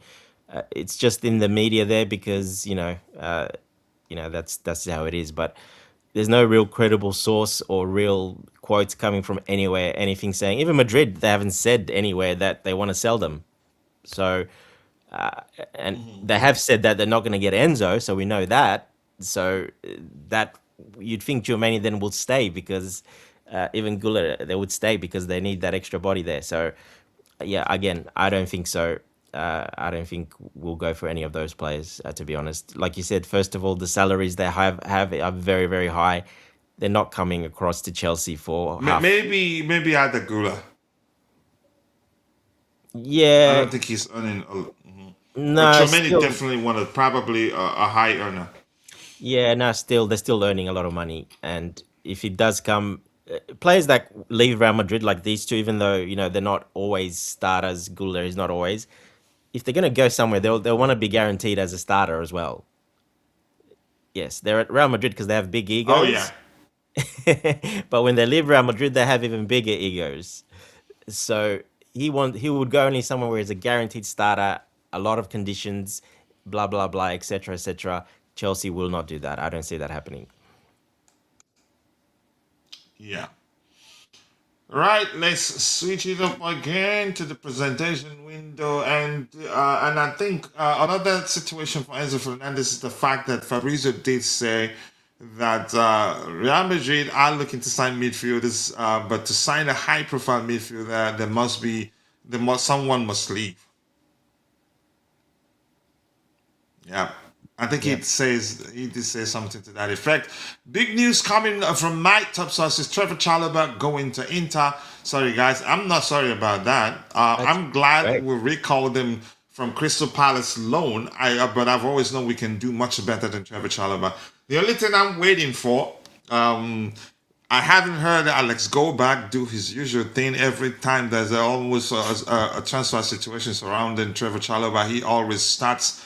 You can say I'm not sure how to phrase it, but dang it, what he does for me, I lost respect for him. The last one he did, making the club the bad guy. Forgotten that when what's his name, when Thomas Tuchel was at Bayern, when he came calling for Trevoh Chalobah, he pretty much packed his bag and wanted to join them. Then and the club realized, oh, he's not settled. So when Crystal Palace came calling, they sent him on loan, and the manager didn't want him. So it was actually easy for the club to say, okay, you know what, go out on loan. But of course, let's go back and made sure that some section of the fan base turned against the club, and mentioning to the Yeah. extent of mentioning, I think the death of his mother, something to that effect. But that's fine. We move on. Let's see what happens there. So we go Trevoh Very Chalobah. It emotional. looks like it's about time. I'm not saying he's a bad player. I'm not saying he's a bad player. I think he's a good player, but I've always known we can do better than him. Which, yeah, for me, if he goes, good luck to him. He's always committed, but that doesn't necessarily mean that he's the best we can do. Okay. And Vic is saying Granit Xhaka to Chelsea is off, according to Santi JFM. I'm not going to believe this guy. I'm not going to believe this Santi JFM. He's always. That may well be the case, but until I hear it from from like Ben Jacobs, who else? Not Darren even Ben Austin, Jacobs, coach. Not even him, to be honest, or, because he's saying Fabrizio Romano. only Romano and Ornstein. If you hear it from those two, they're the only two, to be honest. That's it. So I'm not going to believe Santi JFM. I'm not saying certainly that that isn't the case, but I'm just saying I can't trust him. Don't listen to the stories. Allison hasn't asked for Real Madrid player. Alonso, yeah. Okay. Alonso hasn't asked for Real Madrid player. That's coming from top sources. Thank you. I appreciate that. And I think he will respect Real Madrid a lot. And do you remember the rumors that Xabi Alonso was that he's preparing to block Enzo Fernandez's move to Real Madrid, and it turns out those were all absolute horse dung. So Big time. tease the season for all sorts of rubbish out there. But Well, let's that's why see. when you said Ben Jacobs, Chelsea coach, sources remain. Go ahead. when you said Ben Jacobs, he's been the last 2 weeks. He's been saying Enzo's talking to Real Madrid. They're close to a deal, personal terms, blah blah blah blah blah. Well, that tells you what Ben Did he really Jacobs. say that? Yeah, of course. He's been I putting that can't out the believe last you week. and Vic are saying the same thing. Yeah, there we go. Vix just said it as well. Yeah, so Ben Jacobs, who knows where he gets it sometimes, but he does a lot of assuming. He does a lot of assumptions as well. So yeah, well, I mean, he just got found out pretty bad as well after Madrid put that letter out as well. He got cooked. All right. Vic is saying don't trust. Santi JFM has been against this deal with Sunderland. I see. That's according to Richmond Makers. And here, Vic is saying don't trust Ben Jacobs. He said Madrid was talking with Enzo Fernandez. He lied. Shoot. Who is sending them those things? Probably taking some money from them and telling them they have direct access. Well, at least you lads will be happy, as well Sunderland fans, if the GX money fails. Spurs made an annual turnover of around 550 million. Just saying. Okay, that's a lot of money. We don't make anything close to that. No. We have a small stadium. They have a multi-purpose stadium. For me, but yeah, I get the point you're trying to make there. All right, this says that Chelsea sources remain relaxed on the situation. Enzo Fernandez remains a valued member of the Chelsea squad, and only 120 million pounds will price him away from Stamford Bridge this summer. Okay, actually sell him for less, but I think that's a way of saying we don't mind keeping him. We're not really looking to sell him. All right, before we go refreshing and start looking at items from the before we check whether anything new emerged as the show progresses. This says Inter Milan and Como are still actively pursuing Trevoh Chalobah. It remains to be seen which club will secure his signature, but a competitive situation has certainly okay. But a competitive is certainly on the way, maybe. He's been making a lot of That's by the errors. way. He's, I think, too busy. Yeah, people are tired trying to. Yeah, I think he's too tired. He's overload. This is overload time for him at this. Yeah, transfer window, yeah. But here's the thing. I think Inter will probably they could say should be more the club that I believe will be able to afford Chelsea's asking price. Como, they have money, but I don't think they can compete with Inter. But but it's also important to note Trevoh Chalobah's preferred destination makes a whole lot of difference. Fabregas Can could you have a whole speak on that, stay. Dante? Yeah, Fabregas. Him knowing Fabregas personally could help quite a bit.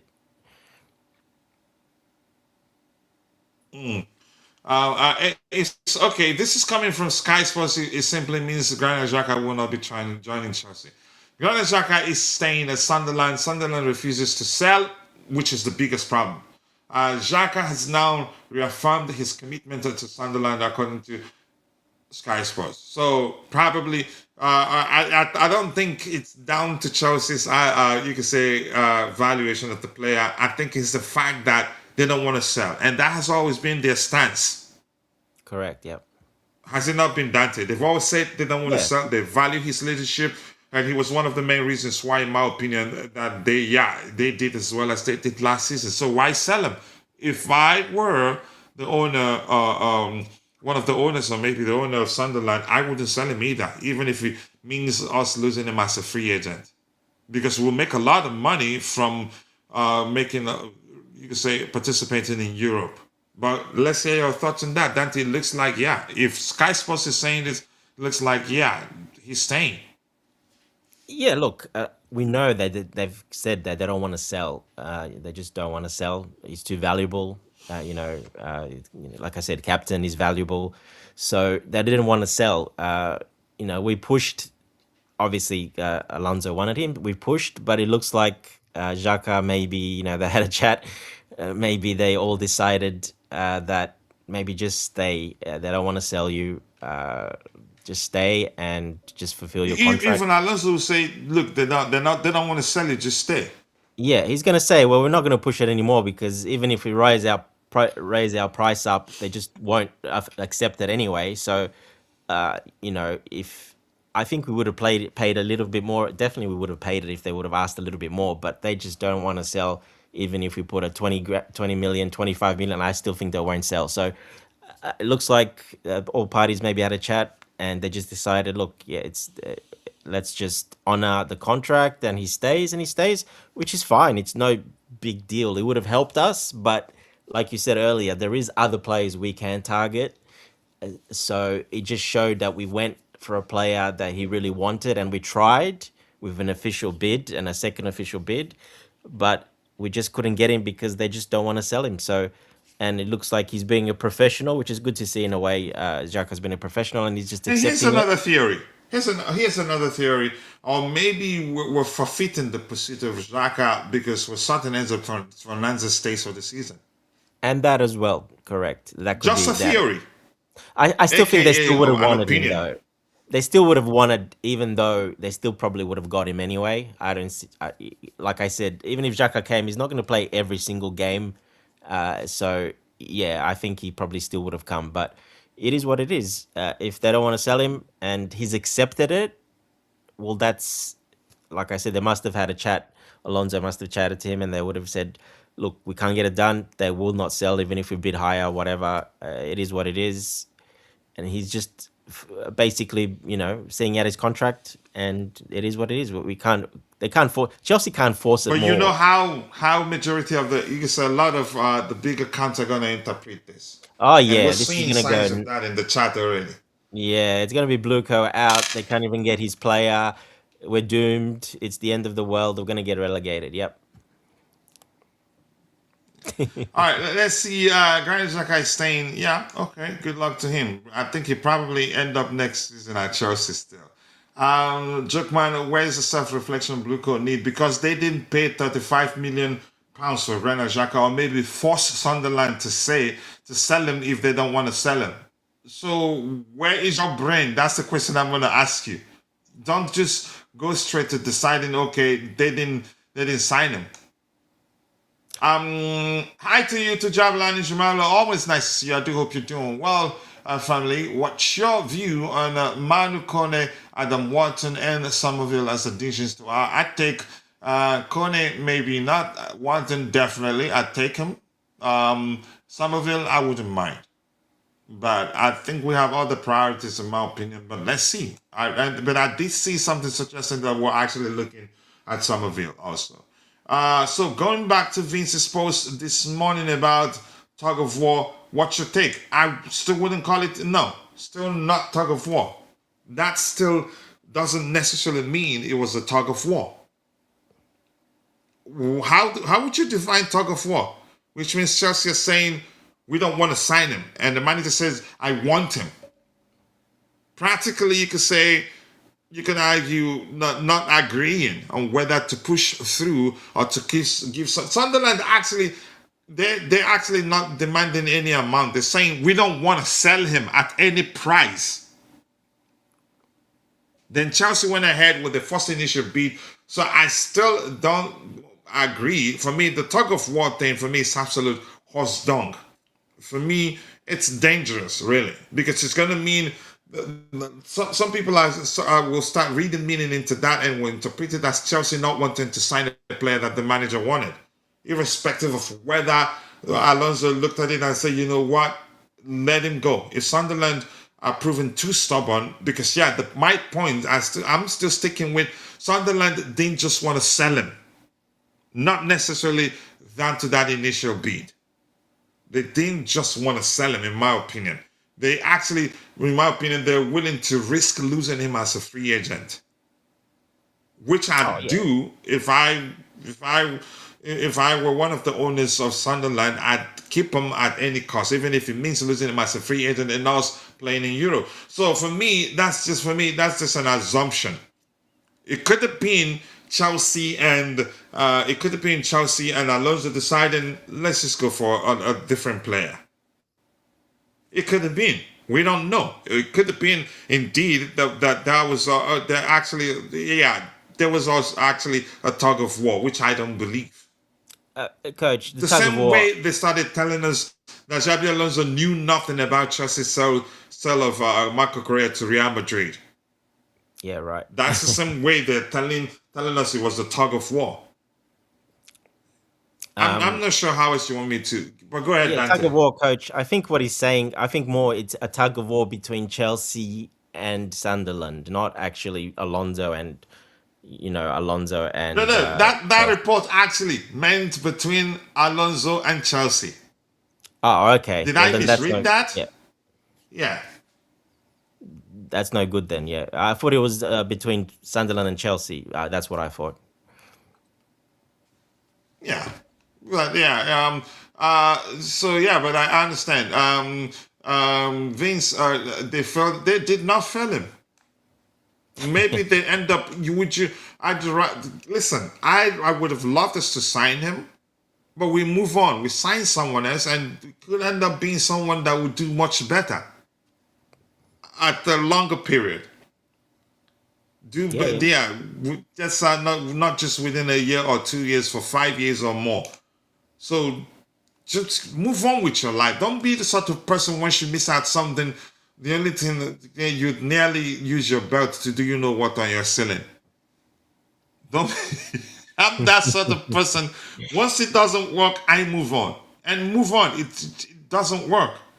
We didn't sign Mike Mayer. We ended up winning the Club World Cup. And chances are, had we signed him, we wouldn't have. We wouldn't have won it, because chances are the moment he comes in, and we were pushing our time to get him to be our Club World Cup goalkeeper. Wasn't that the case? Yeah, of course. And he wouldn't have saved some of this stuff. I still think Sanchez is a better goalkeeper than Mayer right now. Maybe he was better than Sanchez. So don't start behaving like that. Missing out with signs that we're signing players the manager wants. We signed Palestra, and we are on the verge of signing Pep. And there are other targets we don't know about. It doesn't have to be Xhaka. It's simple. I so love Kuchila and Dante too. No dunking, please. No, much love to you, bro. We understand. Not good. Xhaka would have brought invaluable, intangibles for this team. In training and on the pitch, players would have learned Alonso's tactics more quickly and efficiently with Xhaka. And I agree with you. But since it's over, it's bye, Felicia. We move on. The transfer window is open till September, and Xhaka doesn't have to be part of the squad for us to do well. No, it's really that simple. He would be a topping, like I said, a bit of a luxury signing. He's a top up. It would have made a whole lot of difference, I believe, but it's not the end of the world. And it's not. Exactly. And that's how I choose to see it. Yeah. Because he could have come in and he got injured and be out for the whole season. So then what? So you know what I mean? Yeah. So, then we're finished because he won't be playing. Yeah. So it is a loss. Obviously, it would have helped, but I mean, Alonso's tactics. The players will still learn his tactics. It's not that complicated. It's not over the top. They are professionals. Most of them would have played under those tactics already. It's not that hard. It doesn't take that long to learn those tactics. Probably more the leadership and the more vocal and more maybe raising standards, stuff like that. Yeah, the tactics, no, not really the tactics. I think they'll learn that pretty quickly, to be fair. It's more the other stuff that I've mentioned, but it is what it is. And I'm sticking with Sunderland not wanting to sell. Nothing like we didn't just forfeit it Well, of course because it's yeah, them. We already know yeah, this. it's them not wanting to sell. The fact that we pulled out entirely is that yeah, we learned that they seriously don't want to sell them because there's still time. Because if the valuation is the issue, I think I think it drags on. It will drag on. It will drag on to probably towards the end of the transfer window. But because it's something definite, I think which in my opinion, I think definitely they made it clear they're not looking to sell at any price. I think that's probably the reason why we said, you know what, yeah, no need wasting our time here. I And don't think Xhaka, it's like I about said, valuation. if Xhaka wrote a Probably letter said, and okay, made just let it go. Yeah. if Xhaka wrote a letter and made it really public, they probably would have had to forced, to sell. But looks like Xhaka's recommitted, or just agreed. Okay, I'll be professional. See out my contract. Got another year. I'll see the contract out. Whatever. So it looks like he's agreed to stay. I think that's very important because if he decided to write a letter and go public with it, as in the media, don't forget he's the captain of Switzerland. He's playing in the World Cup. They just qualified for the next round as well. So the noise, he didn't really want that noise around him either. So yeah, let's. You never know. It could change. You never know after the World Cup. It could change, but yeah, we'll see. I'm not too sure if these reports are 100% accurate yet, but Sky are not too bad. That guy from Sky Caver, whatever his name is, pretty good usually. So we'll wait and see what happens. Yeah. And this says we need to sign old players as soon as possible. We need to get, I think we're on it. We're negotiating with the club. Talks are ongoing. I think we'll get that deal over the line. Not an expensive signing it will be, but a good one, an experienced one at that. Since Sunderland refused to sell Xhaka to us, then Chelsea must sign Bruno Guimaraes. Maybe. We don't know what's going to happen.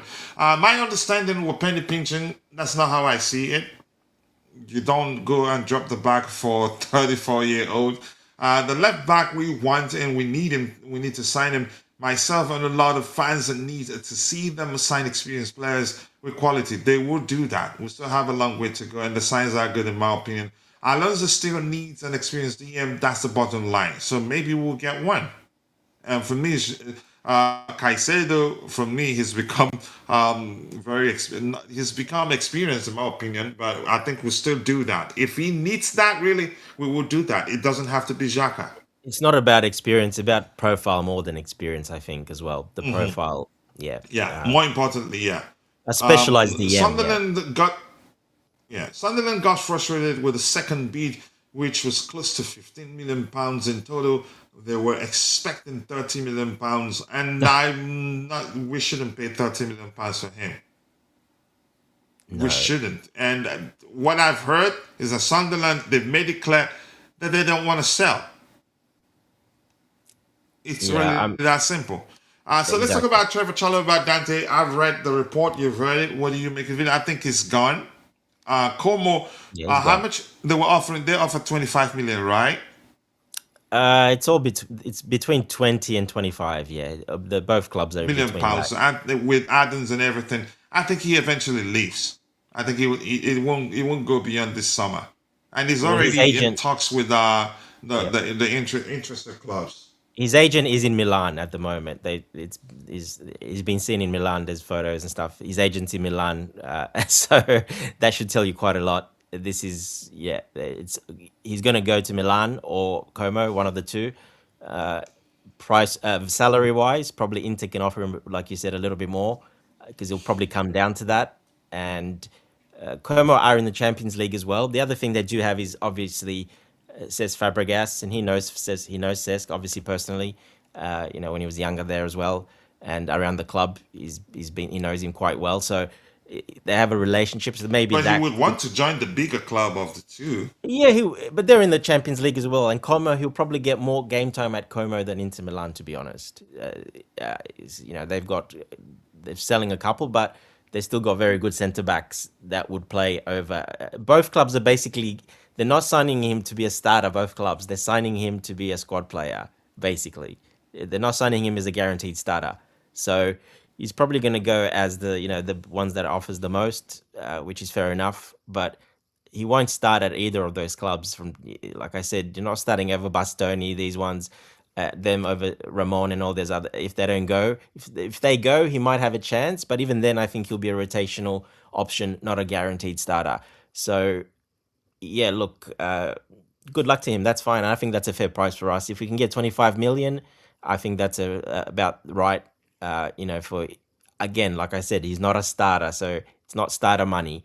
So I think that's a good fee for us, and it's a good career move for him because in Italy, it'll suit him. The defensive aspect of football there will suit him very well. The slower pace. He doesn't have to be a ball playing defensive either.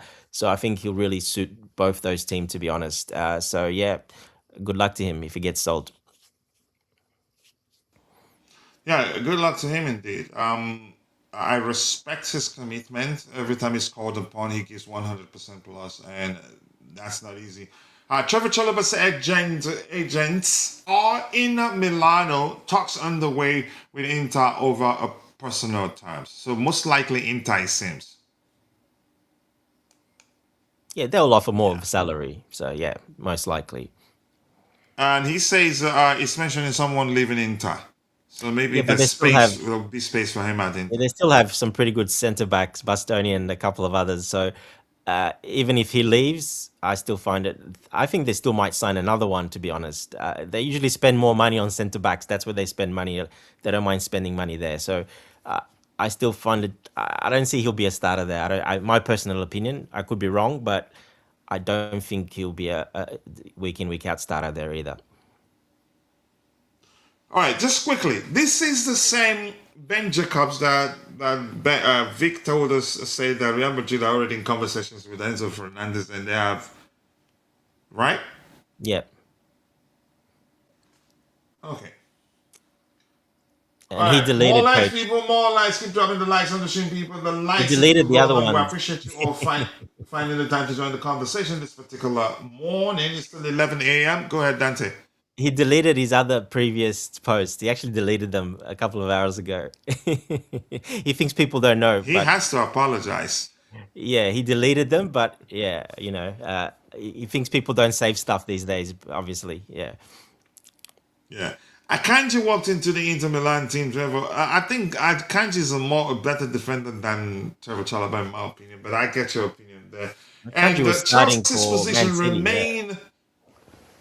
Yeah. Chelsea's position remains no formal contact to date with Real Madrid for Enzo Fernández, £120 million valuation for any club to strike a deal. We seem serious with that number we're mentioning. And Rich Moneymaker says, I have been told Ben Jacobs is talking through it. So, so your reporters also tell you about people that speak through their asses, right? Okay, that's serious. All right. Javier Pastore. He's lost our credibility right now. All right, I think it's about time we refreshed these, and I did see a report suggesting that Roma have inquired about the availability of what's his name, Alejandro Garnacho. For me, that's a possibility. And Dante, do you think he stays, or do you think he leaves? I think he leaves. System fit, it's not very good. Like I said, It wouldn't he's make one of sense those for him to names. stay. Yeah, he's one of those names. When we had a show before you took the break, we had a show. And the ones that could be in danger, that are missing out. Winners and losers. Winners and losers. We did say he's one. We said Gusto could be one. Some of these players that don't really fit the system as well, they could be a little bit in trouble. So yeah, I think that with the form at the end of the season, it just didn't work out too well. And now the system as well. I think he could be in trouble because of that. But look, we didn't pay that much for him. He's still very young. Uh, we'll get good loan fees for him, and in a year or 2 years, you don't know what can happen with Alonso. He might not be here, and we've got another coach that plays with wingers. Then all of a sudden, he'll want it again. So, or he could go on loan, say Roma, and he'll play very well there in that system, and he scores goals, gets assists, whatever. Well, his price all of a sudden goes up quite a lot. So, look, it's fine, but I do expect him to leave because of system fit more than anything. He's definitely one of those losers in that list we did. That system fit, it'd be very hard for him to get game time, and especially Europe as well and system. Yeah, it's very hard, I think, for him to stay. If in fact Alonso is in need of an experienced DM, any other option? Does any other option come to mind? Not really. DM, there's not many out there too experienced. Like Tchouaméni would be one that you can look at if Real Madrid were to sell him. That's an experienced DM. Of course, he plays for France and Real Madrid, so that's an experienced DM. He's getting a bit older now, so he would be. But there's not too many out there that are available, to be honest. The ones that are available that are doing well in the World Cup, etc., they're all very young as well. So that not really experienced either. So yeah, it just depends where you draw the line of experience and system fit. And that's why I said it's more important, I think, profile than anything. Uh, Getting that DM, tall, physical, proper specialized DM. We need that. We don't have that at all in the squad. That's one profile we're missing, and that's one profile Xavi Alonso likes to have in one of his options for one of those DMs. So, like Xhaka would have come and fitted that because he is that in a way. He's quite tall. He's nearly 6'2". He's quite tall. He's very physical, and he's very experienced, obviously. So he would have been good. But yeah, look, Camavinga, no, I wouldn't. Camavinga's not a DM. He's not an experienced DM. He's a utility player, can play in many positions, but he's not really a specialized DM. Yeah, there's not many available, to be honest. It's for DMs. There's not many there. Not a lot. Not what I'm talking about. Not that tall, physical, specialized DM. There's not many available. The ones like Rodri, etc. Even people are saying Guimaraes or Tonali, who just went to Tottenham. Well, they're not really that tall. They are physical, but they're not tall. They're more box to box. They run around. They're road runners like Gallagher is basically. They run a lot. Guimaraes is probably pretty good, but again, he's more box to box. Even though none of those are specialized proper DMs either, anyway. So they're more utility where you can play them center midfield. They cover the whole pitch. So in Xavi's system, you need a sitter, the guy that sits there and distributes, but also has physicality, height, and can distribute the ball and protect that back line really well. So yeah, we don't. You said Caicedo, but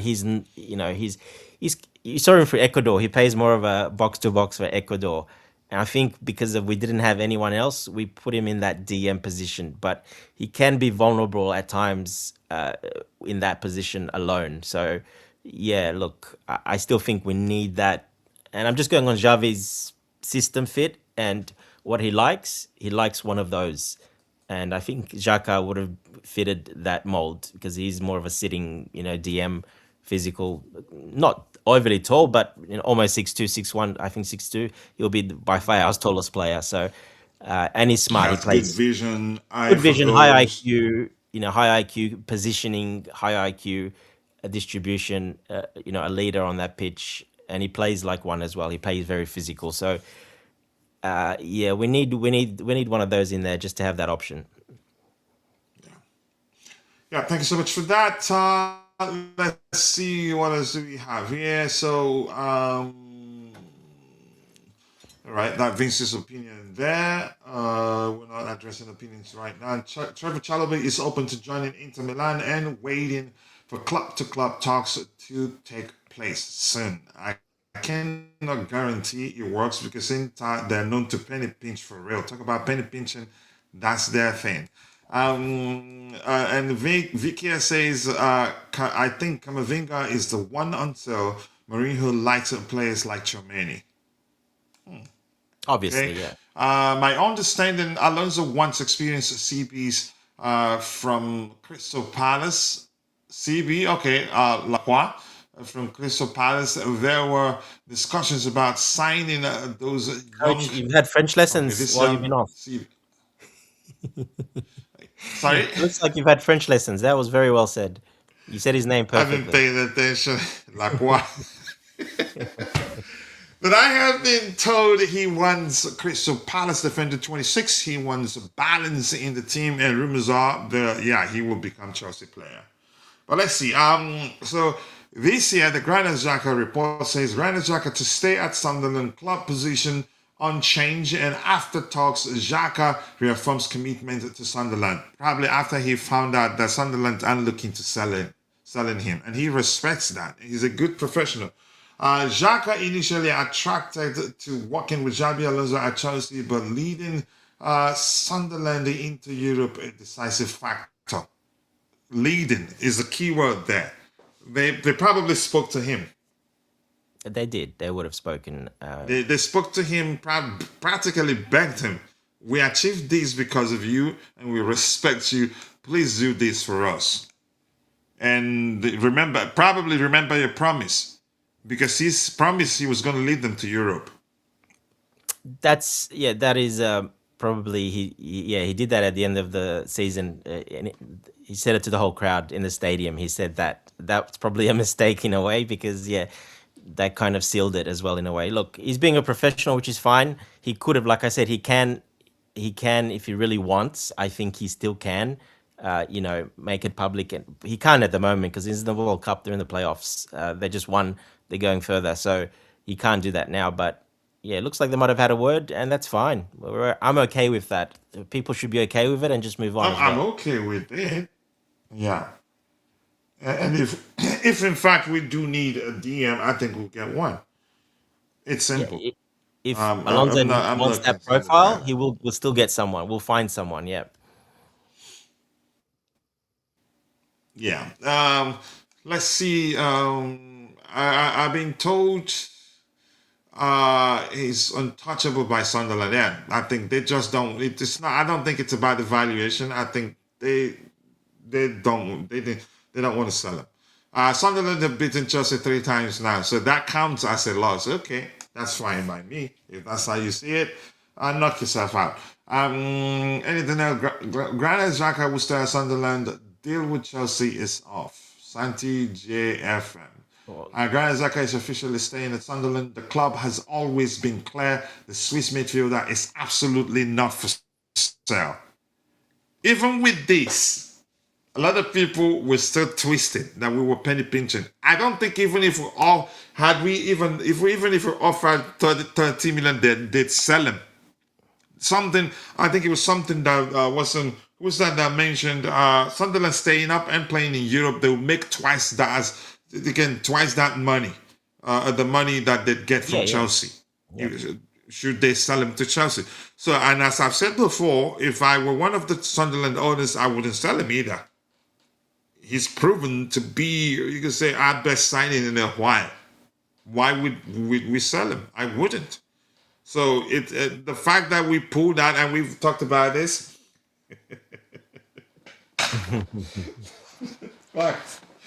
The fact that we're forfeiting the pursuit of French Xhaka. lessons pulling out. What's going on, coach? Come on, you're back. First day back on the job. The fact that we're forfeiting the pursuit of Xhaka tells me that it was because they didn't want to sell him at any price. I didn't think that 30 million was real, to be honest. I didn't think that 30 million was a real thing. It was just, again, I think it was more of an assumption more than anything. Their stance has been they don't want to. He's not for sale, basically. Simple as that. Yeah. All right. Vic has a breaking news for us to say exclusive Chelsea agreed deal to sign, let's say, 17-year-old talented centre back Alfie Osborne from Hearts. Okay, Scotland under 19 centre back accepted the proposal and completed his medical. Okay, for the youth team or maybe Strasbourg. No, no, for the Signing a youth team. long-term contract, Osborne picked CFC ahead of offers from more clubs across Europe. Yeah, Yeah, that's still it's the for the main under. part of the model. Yeah, it's for the under 19s. It's for the youth team because we've lost a couple of Yeah. defenders there, and the under 21.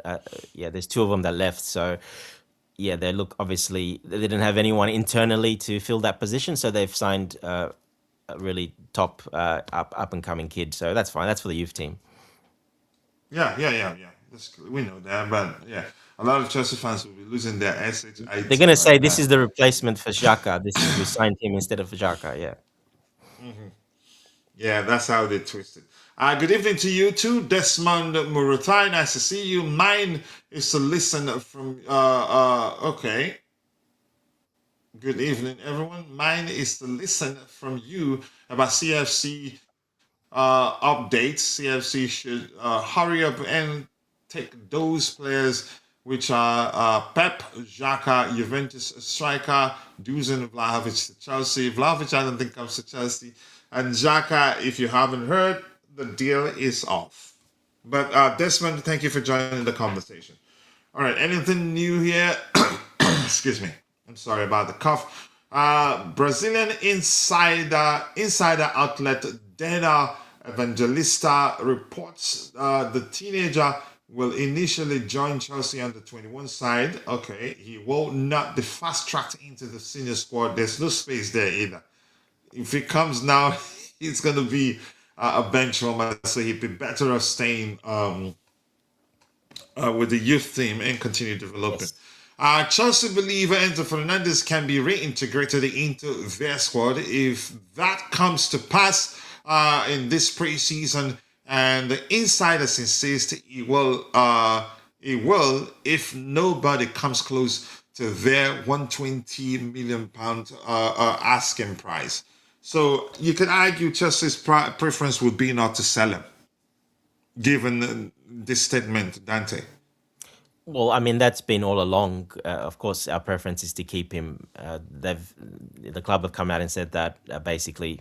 So if they said that, Alonso's on board with that. So that was the plan. But obviously, if he wants to go, and they have to pay that price.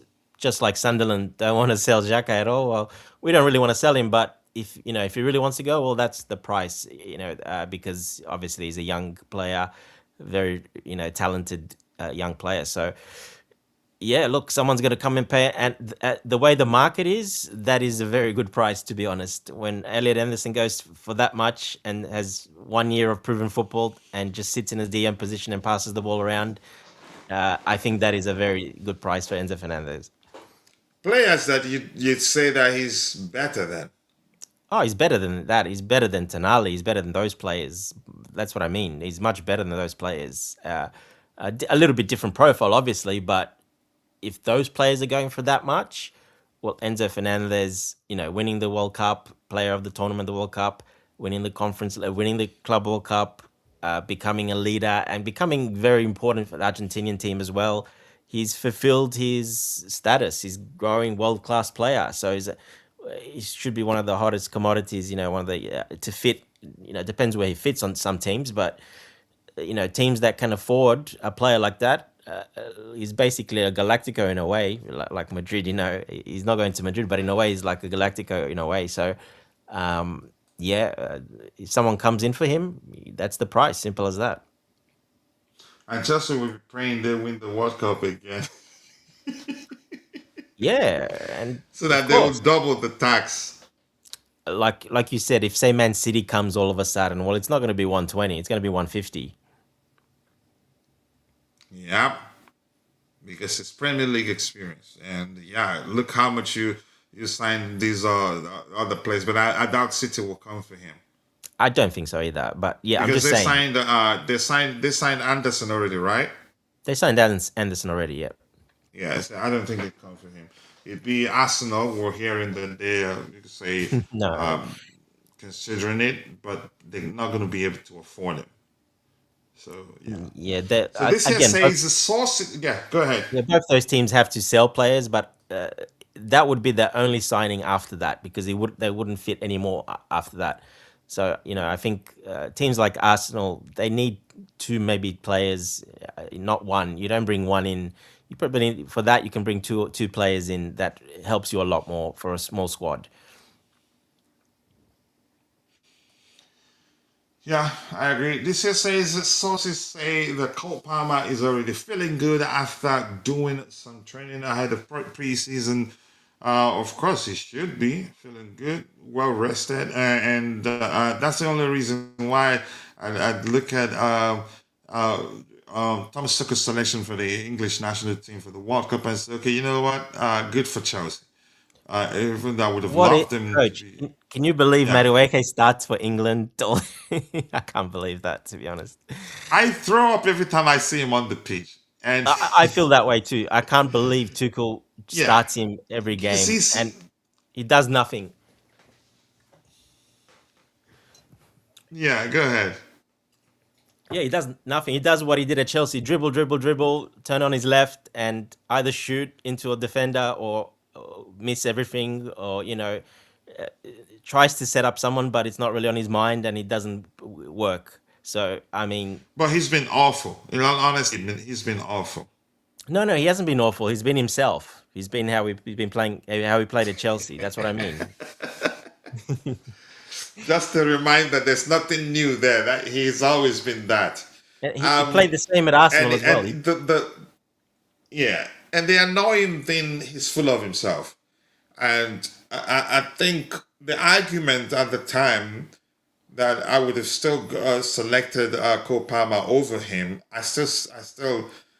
for me, that's still my stance. Even if he scores 10 goals, Cole Palmer is more creative, a better finisher, and England, even if England ends up winning the World Cup, which I think it's a possibility because Thomas Tuchel, he's a cup manager. His tactics sometimes comes across as, you could say, boring and difficult to understand, but he gets the results. Yeah, I'd still say that I don't see him winning. I would have still gone with Cole Palmer. Brings more creativity, I would have gone with more Jared better. Bowen over even Jared Bowen. I Yeah, would have gone. exactly. There's Yeah. plenty of other players I would have gone over him, but I have no idea what he does with these managers. They all seem to love him. I don't know what he's got on them. Maybe some photos, videos, who knows? But for some reason, they keep playing him. At least if he performed, but he's not. What is he contributing? What is he doing? Nothing on that field except running. Yeah. Doesn't even contribute enough anything defensively. He's awful No, defensively. defensively All either. right, No. Simon Phillips is crashing us. I am willing to give the owners the chance, but we must assign older experienced players with a profile for Alonso, Dave, the Aces doing character. I think they will. They will eventually. Alonso is calling the shots. Any player we sign today is because Alonso said he wants that player, or they suggest a player. He says, "Yes, you know what? Let's sign him." The signs are good. Palestra, he's signing. The Pep Chavarria, is that how you say his last name? And I think we'll get that deal across the line. He's Maria, yeah. signing. Yeah, exactly. So I'm not concerned. And I know I mean, Vic will hear this and then come back and say you're yeah, not I don't know how much concerned. more evidence people need to know than this Xhaka. We went after Xhaka, 33-year-old, about to be 34. Do you need more evidence to tell you that we went for him because of Alonso? I mean, it's pretty black and white. It's pretty clear. I do agree. I do agree, really. So here, what's his name? The owners let me down this season, and I am blue coat out. We need to act like a league club. No more kids signing up players that match our coach's style of play. I think that have changed already. That's why he's a manager, not a head coach. And they're not going to risk him. They're not going to risk having issues with them because if they do, uh, the contractual obligations will mean a lot of trouble for them. I don't think the terminating his contract or firing him will be as cheap as that of Enzo Maresca or even Rosinia, which was Enzo Maresca why, has to give us money, coach. yeah, Yes, and of course. Maresca will actually give us some money. And yeah, and I think we need to talk about that Maresca situation. I think Nani was a backup, but since Xhaka isn't 100%, he starts. Palmer may not be okay being a backup player, but if he was there, I think he would have played a lot more right now. But I get your opinion. So this says Ishe Samuel Smith will be part of Xavi Alonso's group in preseason. Samuel Smith hoping to return to full training in next couple of weeks with the Chelsea defender determined to impress Xavi Alonso. This kid is a talent, but I think probably still has a long way to go. The part of being part of the you can say part of being part of the preseason for me just a mere formality, just the experience and all that. And that's my opinion. Shamil Smith. Okay, I think we've read that too. Yeah, tug of war thing we've addressed. Let's see if there's anything else to address here. Let's see. I think let's just talk about. I know because we haven't, but it's important we discuss them here. We've also talked about Andrea Santos's future. Chelsea success remain relaxed. We've addressed that. Trevoh Chalobah to Inter Milan. Or Como, we've also addressed that. Enzo Fernandez might have to do an Odewinge.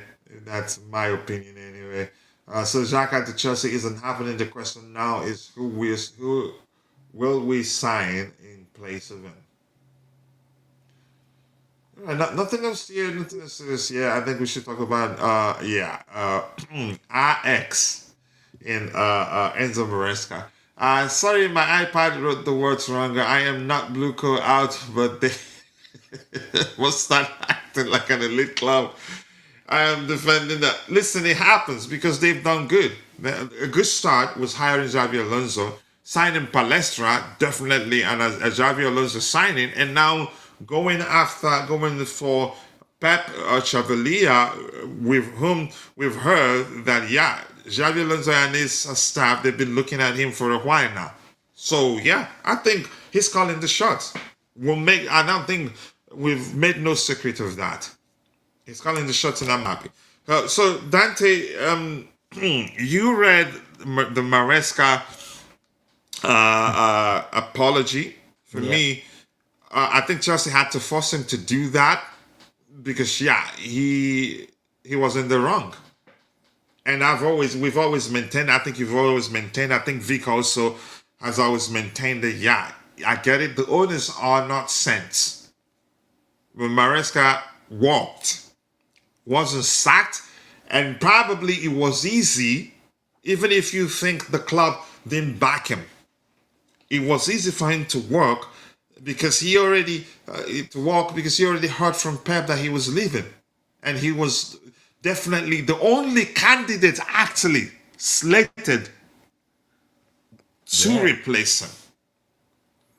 So arrogance crept in, as we learned from the club's statement. His attitude changed. October to December, yep.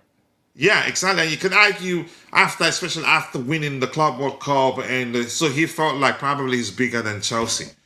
And the fact that he took that down, I think the same day, or maybe the day after, it doesn't matter to me. Posting it in the first place, for me, exposes a lot of stuff. He was in the wrong. No change in that. Whether you think our owners didn't back him, which for me, that wasn't the biggest problem. I think the biggest problem was him quitting on us, causing problems in the dressing room. Because what the player said after his departure tells me that they thought he was fired. Yeah. They thought he was fired. And that turned, some of them weren't fully committed. Some of them wanted to leave immediately because they thought the club fired him. If you remember what Cucurella said, the part where he mentioned Maresca's departure, for me, now, after everything I know now, tells me he thought Maresca was fired. But At the he beginning, yeah, yeah, admitted, yeah, he walked. It was his choice to walk, and that caused us problems, which was why we got a compensation. And they actually quickly settled, you could say, out of court because they probably could have gotten into more trouble had we sued if we sued them, and we were prepared to do that. But let's hear you. Still, some Chelsea fans thinks he's a saint. I'm not saying the owners are saints, but my goodness, even if you bring up, okay, then why did we hire Rosinia? The root of the problem, I like to. I'm the sort of person that like to focus on how everything started. Then we can talk about how what measures we didn't take to rectify the problem. But that's the last thing that comes to mind for me. But let's hear you, Dante. exactly. Look, that Rosinia hire was, in a way, we had to sign someone quickly, and he was And in there the weren't too many system. managers available at the There time. was no one really available. He was one of the ones already in the system. He was, in the pipeline. It was rushed, it was, but it was forced in a way. So, yeah, look, it didn't work out, whatever. But that's got nothing to do with the rest. But I'm just pointing that out. But it's pretty black and white now. It's pretty clear what happened, obviously. For him to write that, and I think, when you said Chelsea made him write that, I think a lot of people think that. To me, it's more like Man City made him write that Can we because, say this? Can we just say something quickly before you move beyond that point?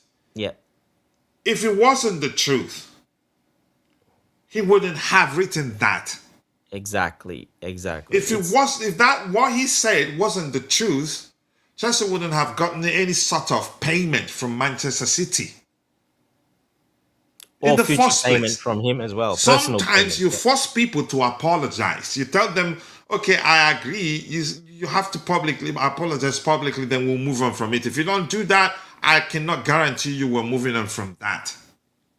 Even if you think exactly. Chelsea forced him to apologize, he had to apologize because, yeah, he was in the wrong. He did all those things he said he did. But go ahead. And that's why I said it was probably Man City telling him you must write this as well, because who's the people that are going to get in big trouble? Well, that Man City is going to get in big, big trouble because they were in the wrong as well. And that's why they paid that record settlement of 20, whatever, 17 And or even 20 after that, million. Maresca will still pay us.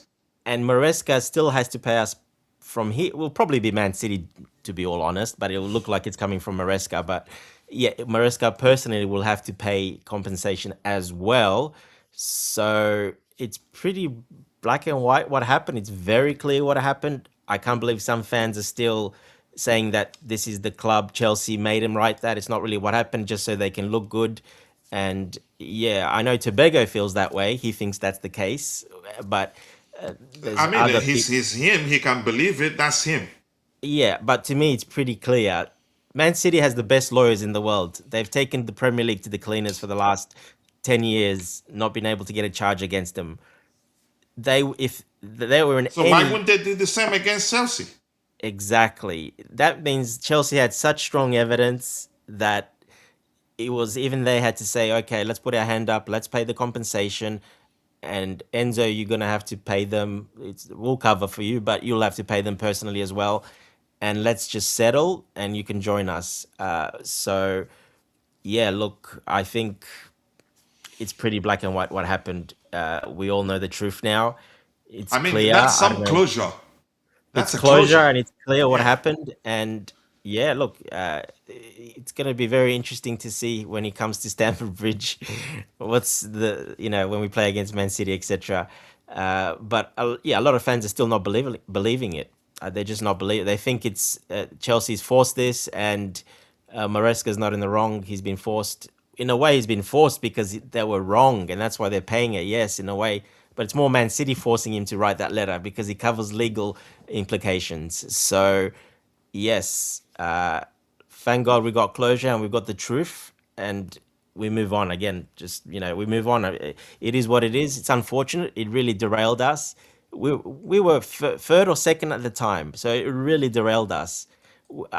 in my personal opinion, we would have, if even if he was a bit more professional and stayed to the end of the season. Because if you're telling me because we didn't sign one centre back, you think if we still had one centre back, you still think he would have still left for Man City? Still would have left. We could have had. No, he was always going to leave. He was always going to leave when he got that Given call from everything Pep. we know now, he was always Yeah, going to leave. he was always going to leave. Doesn't matter where we were, what we were doing. He was always going to leave. Why? Because he's probably promised, being Italian, he promised that to Man City and to Pep that he will do that. And when they came calling, he couldn't say no because he's that type of guy. Like I said, the Italians are like that. They will do that. That's how they are. They really respect and honor that way. So, from personal experience, I know that quite a bit. So, yeah, look, I think it's pretty clear, black and white, what happened, and we've got closure. And thank God we can move forward. It's closure for everyone. For any sensible person, it's closure. I'm not saying the owners are saints. They're not even close. Even I'm not a saint. I don't want to be a saint, and I will never be a saint. But my point is, it's closure. For any sensible person, at least you'd know that, yeah, the main reason why he left Chelsea wasn't because the club didn't back him. Even if the No, club definitely. had signed Van Dijk for him, signed Konate for him, signed Leo Messi for him, he'd still leave. City is where his heart lies.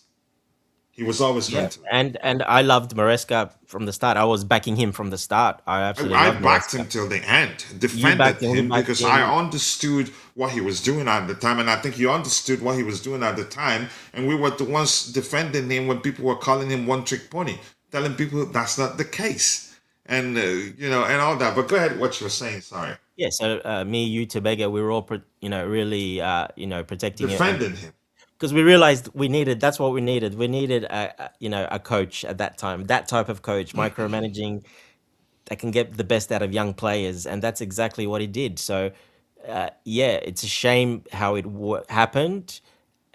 Do you give? Can you blame Clear Lake Blueco, our owners, for it? They can. You can say so. They can have a bit of accountability because obviously they didn't do their homework quite well enough to know that that might be the case, that he could go if they come calling. So you can blame everyone, but in the end, I think Chelsea did what was necessary, and the outcome of that proves that they were right, and that's exactly what we got. We got that closure. We know the truth, so we move on. It is what it And is. they handled it well. They weren't saying much. Even No, it was after the very quiet. fans Yeah, were losing, as the fans were losing their shit, they were calm. Because if it was, let's say, if it wasn't an entity as big as Chelsea with professionals and intellectuals behind the scenes, running things, I think a single individual would have said, no, he wasn't fired, he quit. So, and we're gonna try to make a lot of money by suing him and blah blah. But they just kept it. They didn't well, say yeah, anything. you've seen the big accounts still, like minerals, big accounts, little, you know what I mean, the ones that are really toxic, minerals, Eunice, and all these guys. They just think it's all a setup and it's a lie. It's just fabricated by Chelsea, so it looks good for the fans. If Maresca, if he was a liar, Maresca apologized publicly, then he's the bigger idiot than I actually thought Exactly. he was. Honestly, which Exactly. I don't think will ever happen. If it wasn't Never. the truth, he would never have apologized, and Chelsea wouldn't get any money from Man City, let alone Maresca being ordered to actually pay some compensation. Because Chelsea probably were the ones that said, look, the compensation alone isn't enough. He'd have to apologize, and he has to also pay us some money. Yep. Yeah, But like I said, the apology, I think, it had legal complications. It was a condition, definitely, because if he didn't, Chelsea, would have gone ahead with what, probably suing and probably getting a lot more money too, oh because yeah, they obviously have the evidence. they So probably tell you he was the reason why our season faltered, and look at how much you could have gotten had we finished in the top four. And you're gonna pay out that. That's how they calculate damages in most cases. yeah. So that's why I said it could have been a lot more, in my opinion. It could have been a lot more, but I think they probably keep the relationships, big Premier League club. Keep the relationship at least, to talk to each other at least, and they came to an understanding, obviously. But yeah, look, it's pretty black and white, like I said, what's happened, and it's clear what happened now, and we move on. Yeah, another chapter that unfortunately, and it had effect on some of the players as well, like you were saying earlier. Cucurella, Enzo, they thought he got fired. He just walked because he never had a meeting telling him that he's leaving. Everyone thought that he got fired, and that really affected the team. We saw how it affected the team because we were bad after. So yeah, unfortunately, it did affect us a bit too much. It shouldn't have affected us that much, but unfortunately, it affected us a bit too much. Yeah, Philip Mecha, as much as I think he's a hard-working midfielder, um, I think for me, not my. Um, I wouldn't. I think I'd rather we look somewhere else. But Dante, your response to that question on the screen. He's a physical big guy, more box to box, more of an attacking midfielder. So not really the profile he would go for.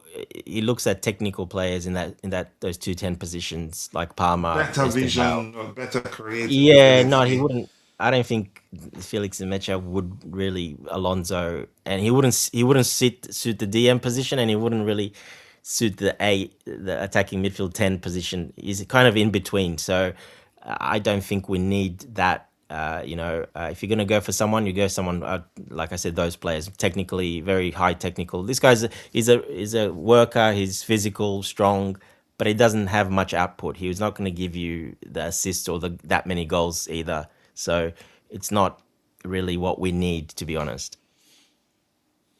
Yeah. All right, let's see that one answer. Let's see some stuff. We hire him because Maresca left. Yeah, but the hiring was also a bad one.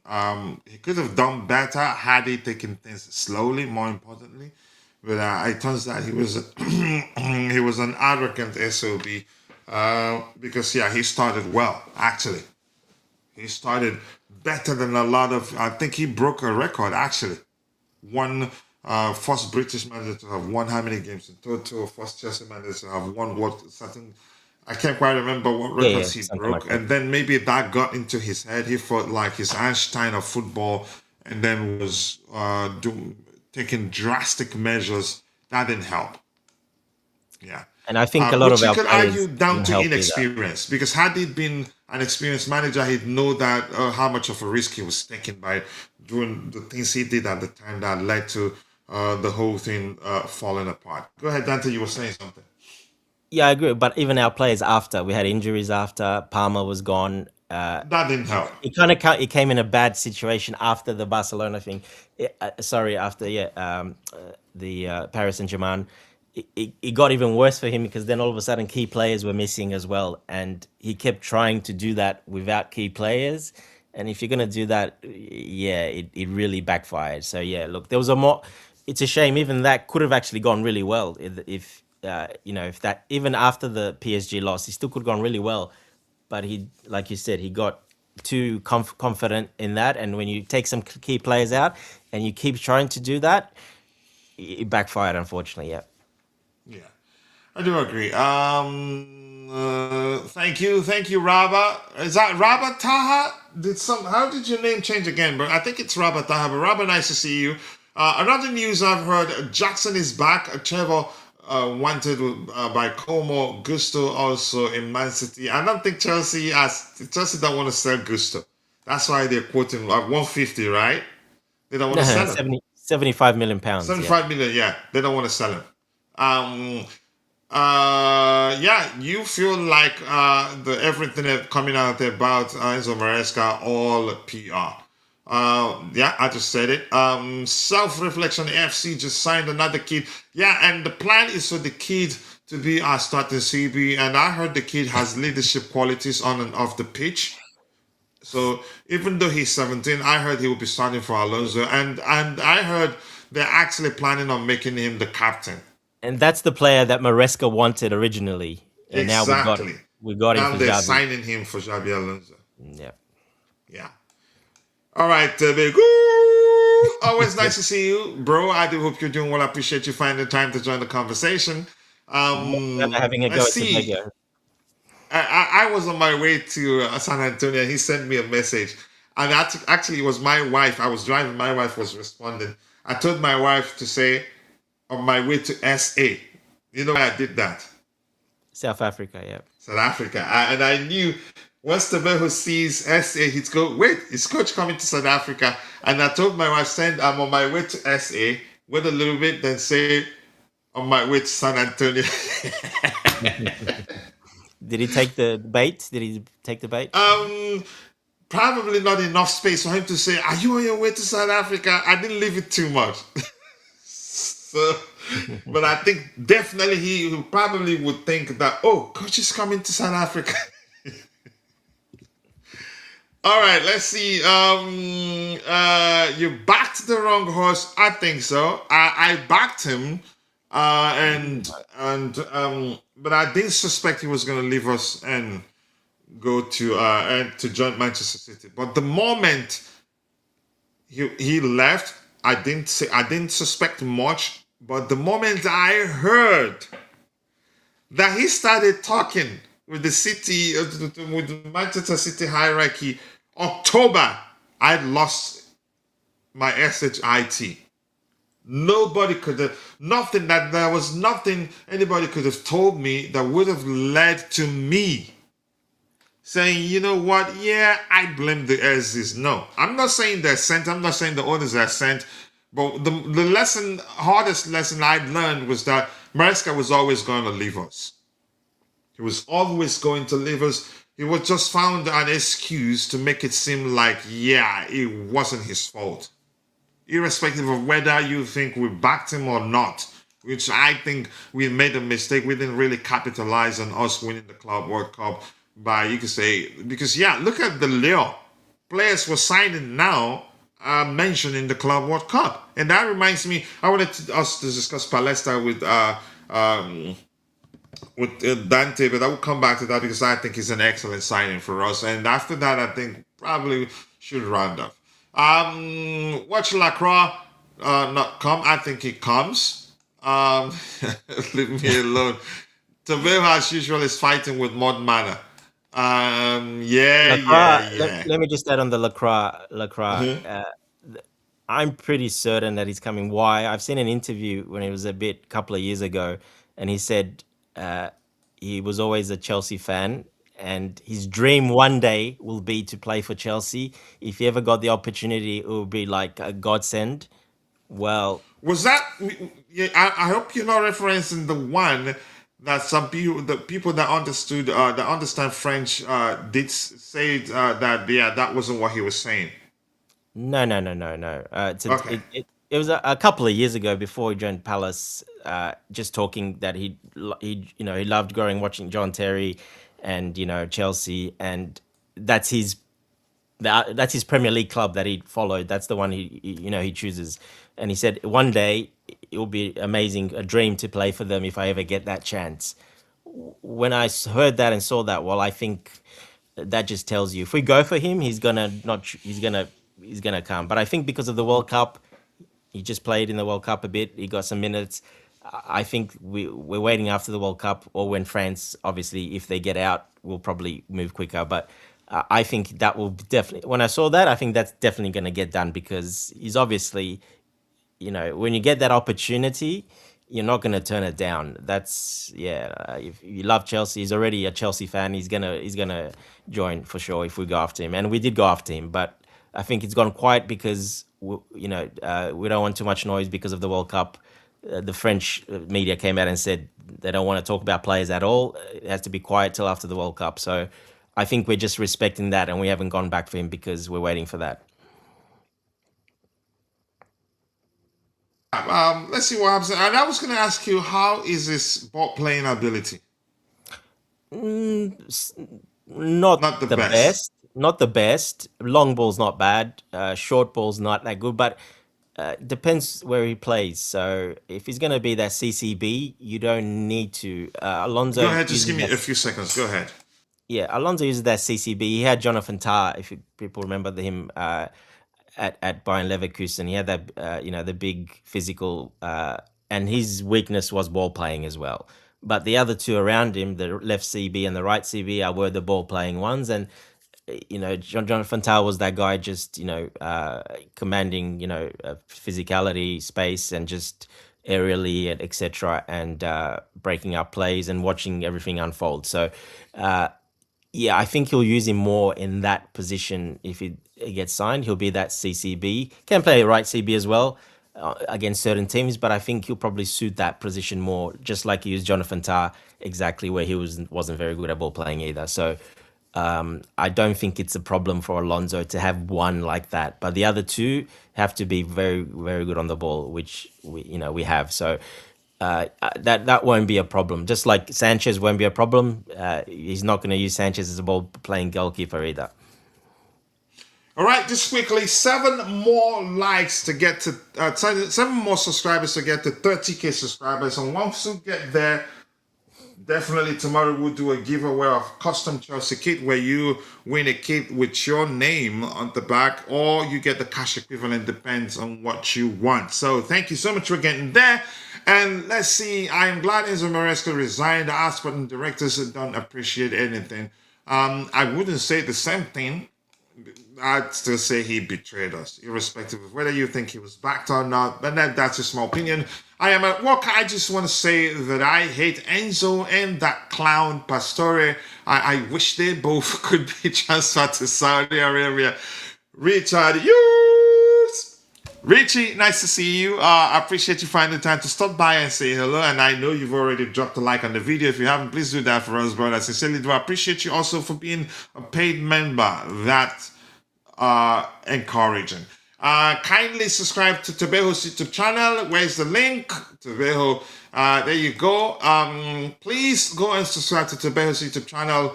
The link provided there, you will like it.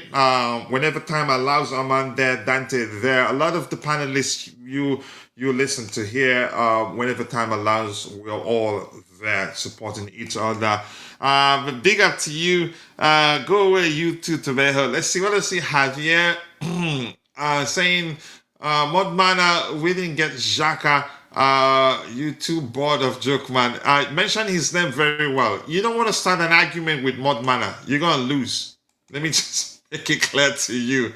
Yes, Maresca derailed that season. Thank you for saying that, Juve. Chelsea will collect 6 points from Sunderland and another 6 points from Manchester City next season, guaranteed. Wow, Jabulani, I'm clipping that. Let's see, we will never beat him for Lacroix till Chalobah was sold anyway. I think that makes sense. That may well, yeah, because we need to sell some players. Let's see, Juve, yeah, he doesn't care. What was I going to talk about? Yes, Dante, let's talk about Marco Palestra. What a player. Excellent use of left and right feet of his. My goodness, he's good. Yeah, look, he's a very, very young, talented player. Like you said, being able to, left foot and right foot. And dribble with both effectively. Well, he's in the top 5 in Europe for dribbling. He's ahead of some wingers, and he's on their numbers with Mbappe and Vini and those. He's between those two, take-ons and dribbling pass players. So that just tells you how good he is with the ball when he's running, and he's running at quite a high speed. He clocked the highest speed in Serie A as well as the fastest. I can't remember the exact kilometers per hour, but so he's got speed. He's got physicality because he's quite tall for a wing back. He's 6'1", so which is tall, very tall for a wing back. For a wide player, it's very tall, so you don't get many players like that. Quite strong for a young guy as well. He's not a teenager anymore, so he's gone through that growing phase, 19, 20, 21. He's played a lot too. He played a lot, so he's past that growth stage, 21, 20, he'll be 22 next year, so he's past that, which is good. And international for Italy as well. So he's playing for Italy as an international in that position as well. So he's already a full international. Very, very much a system fit player for Xavi Alonso, because He loves those hardworking running types for that wing back position, more offensive than defensive. Although he won the defensive player of the season in Italy, which was an interesting one, Palestra. So it tells you that he's quite good defensively as well, which he is because he's got those long legs. He goes in, he doesn't pull out of any tackles. And that's why I say he's quite physical for a wing back and tall for a wing back, which will really help him in the Premier League. And yeah, he's one of those very special type of players that you don't find many players that are that good with their left foot and their right foot in those Not type not of. just not just for passing, but for dribbling too. No, for dribbling, So he's difficult shooting. to stop. You can't say that he's always. You can say he usually Unpredictable, coach. Yeah, yeah, he's so unpredictable. Yeah, you can't defenders. say he's more comfortable with a particular It's a defender's worst nightmare food, so to speak. because Yeah, if I see Madueke, I know what Madueke is going to do. I think the whole world knows, and that's why he doesn't score much or do much because the whole world knows what he's going to do.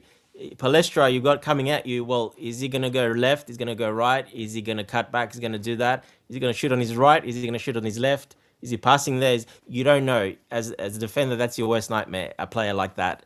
So to have that in his, as a weapon is massive, especially, and that's why his numbers are so high, taking players on like wingers across Europe because he's unpredictable. They don't know what he's going to do. Now, with time, they'll learn a little bit more because obviously he's still, in that age. But he's physical too. How he's tall very is he? physical. Sorry, How tall is he? 6 foot 1.5 or something like that. Yeah. So Is he's that very he tall for a looks wing taller back. than that? He looks 6'2", probably 6'2", I think, probably closer to 6'2". The thing with those, like I said, players, they take it at the start of every year. So if he grew a couple of centimeters, it hasn't been updated. They update it every year. So he could be already 6'2", maybe even past 6'2", because, at that, you stop growing at that 21 age, which he was. So he might have grown a couple more centimeters. They just haven't Oh, updated six it. one, 6'1". Yeah, yeah, but he could be. He looks taller to me. He looks taller than He that, to be looks honest. he looks taller to me. Yeah, Yeah, I and that's agree. why I said we had the same problem with our player. What was his name? Achimpong. Achimpong was listed as shorter, but then when they redid it, he was 6'3" instead of 6'1". So he grew in 1 year as well, a couple of inches. So I wouldn't be surprised if he's a little bit taller. But anyway, that's very tall and physical for a player. But yeah, he's a perfect system because he's a wing back. He's played that in the youth. He's got the technicality because he played as a midfielder, a central midfielder when he was growing up. So he's got that technical ability as well, and that's why he's so good. You've got the technical ability to do that as a wing back and run all day up and down and work as hard defensively and offensively. Well, that is a perfect player for a wing back, and that is exactly why Xavi Alonso wanted him. And yeah, very happy with the signing, especially Inter Milan wanting to pay 50 million for a player. That just tells you how highly he's rated. And a bit surprised he left Italy, to be honest, because Yeah, those players a never player leave on Italy. loan from his parent club. Yeah, but for Inter Milan to put 50 plus down for a player, That's why I'm saying, even though he wasn't playing for Atalanta, yeah, so yeah, look, it's a great buy. It's a good coup, and Alonso is going to really utilize him quite a lot. He's going to be one of the main threats because, like I keep saying, those left wing backs are very important in the system. That's why I said Gusto might be in trouble in that position, and now he's probably fell down the pecking order is probably it to. really? That's something Wira is saying. Wira is saying Palestra in has to mean Gusto out, but Palestra is Oh capable of yeah, playing on either flanks. either flanks. But if they sign Pep Chavarria, he's starting left wing back and he's starting right wing back. Palestra's starting Well, I right mean, wing we back. can have two per side. Yeah, so that's why I say Gusto is going to probably stay, but he's probably just lost his starting position, in my opinion, because of that. But you never know. He can get it back, but I don't see, to be honest, Gusto getting it back. And that's why there's talk about him leaving. And remember, I did say if one comes in, if a proper wing back comes in, Gusto could be in trouble on that right wing because Quenda can play there as well. Yeah. All right. Thank you so much for that. Let's see, Palestra. Yeah, I think we're right. Nice to see you. I do hope you're doing well. And Natalie, Haywood says, I thought that these guys said they have changed their ways. Nothing suggests they haven't. Missing out on Xhaka doesn't mean they haven't. And I refuse to say we prematurely, in my opinion, pulled out of our, you can say, forfeited our pursuit of Granit Xhaka. No. There must be a very strong reason for that, which I think is because Sunderland, they've made it clear they don't want to sell the player. And the player has come to terms with Sunderland not wanting to sell him and sees that as them valuing him. And remembering his promise at the end of the season that he was going to lead them in Europe too. So, and Sunderland, I believe they really do not want to sell him at any price. He was the sole reason, in my opinion, let's just respectfully, no disrespect to all the players they have, it'd be accurate to say he was one of the main reasons why they did as well as they did last season. So why not even if it means risking losing him as a free agent, it just doesn't matter because he'd keep you in the Premier League and ensure you make Europe again if you make a few good signings, and then make a lot twice as much as the money you'd make even if you sell him. So if I were, and I'm going to say this, I've said this like 20 times during the course of this particular show. If I were one of the owners of Sunderland, I wouldn't sell him either. So And we it didn't should be just enough. decide Yeah. we don't want to sign him anymore. No, Us going for Xhaka Sunderland should tell made you it that they clear have that they don't want to changed. sell him. Go ahead. Yeah, us actually going for Xhaka should tell you, and Pep Chavarria, but especially Xhaka, should tell you that they have changed and they're going for those type of players. So the evidence is already there. I don't know why people are debating it. It's very clear that they have changed because they've gone for those players. I mean, it's clear. That's how I see it too. It just doesn't make sense to say because we didn't sign Xhaka. And I'm going to try and educate you the best way I can. The transfer window is open. Will be open till September. Correct me if I'm wrong, Dante. Yeah, and because of World Cup. Exactly. So us forfeiting our pursuit of Xhaka simply means there's something serious, which I think is Sunderland maintaining their stance from the onset that they don't want to sell him at any price. And I think also could also mean that the player has come to terms to the fact that Sunderland don't want to sell him. So why waste time? And there are other options, younger options. So, and then more importantly, it's important that you, I think you'd be lying to yourself if you say, Xavi Alonso isn't really in charge. He is. Look at the players we've signed. Those are all his signings. Players he scouted during his time at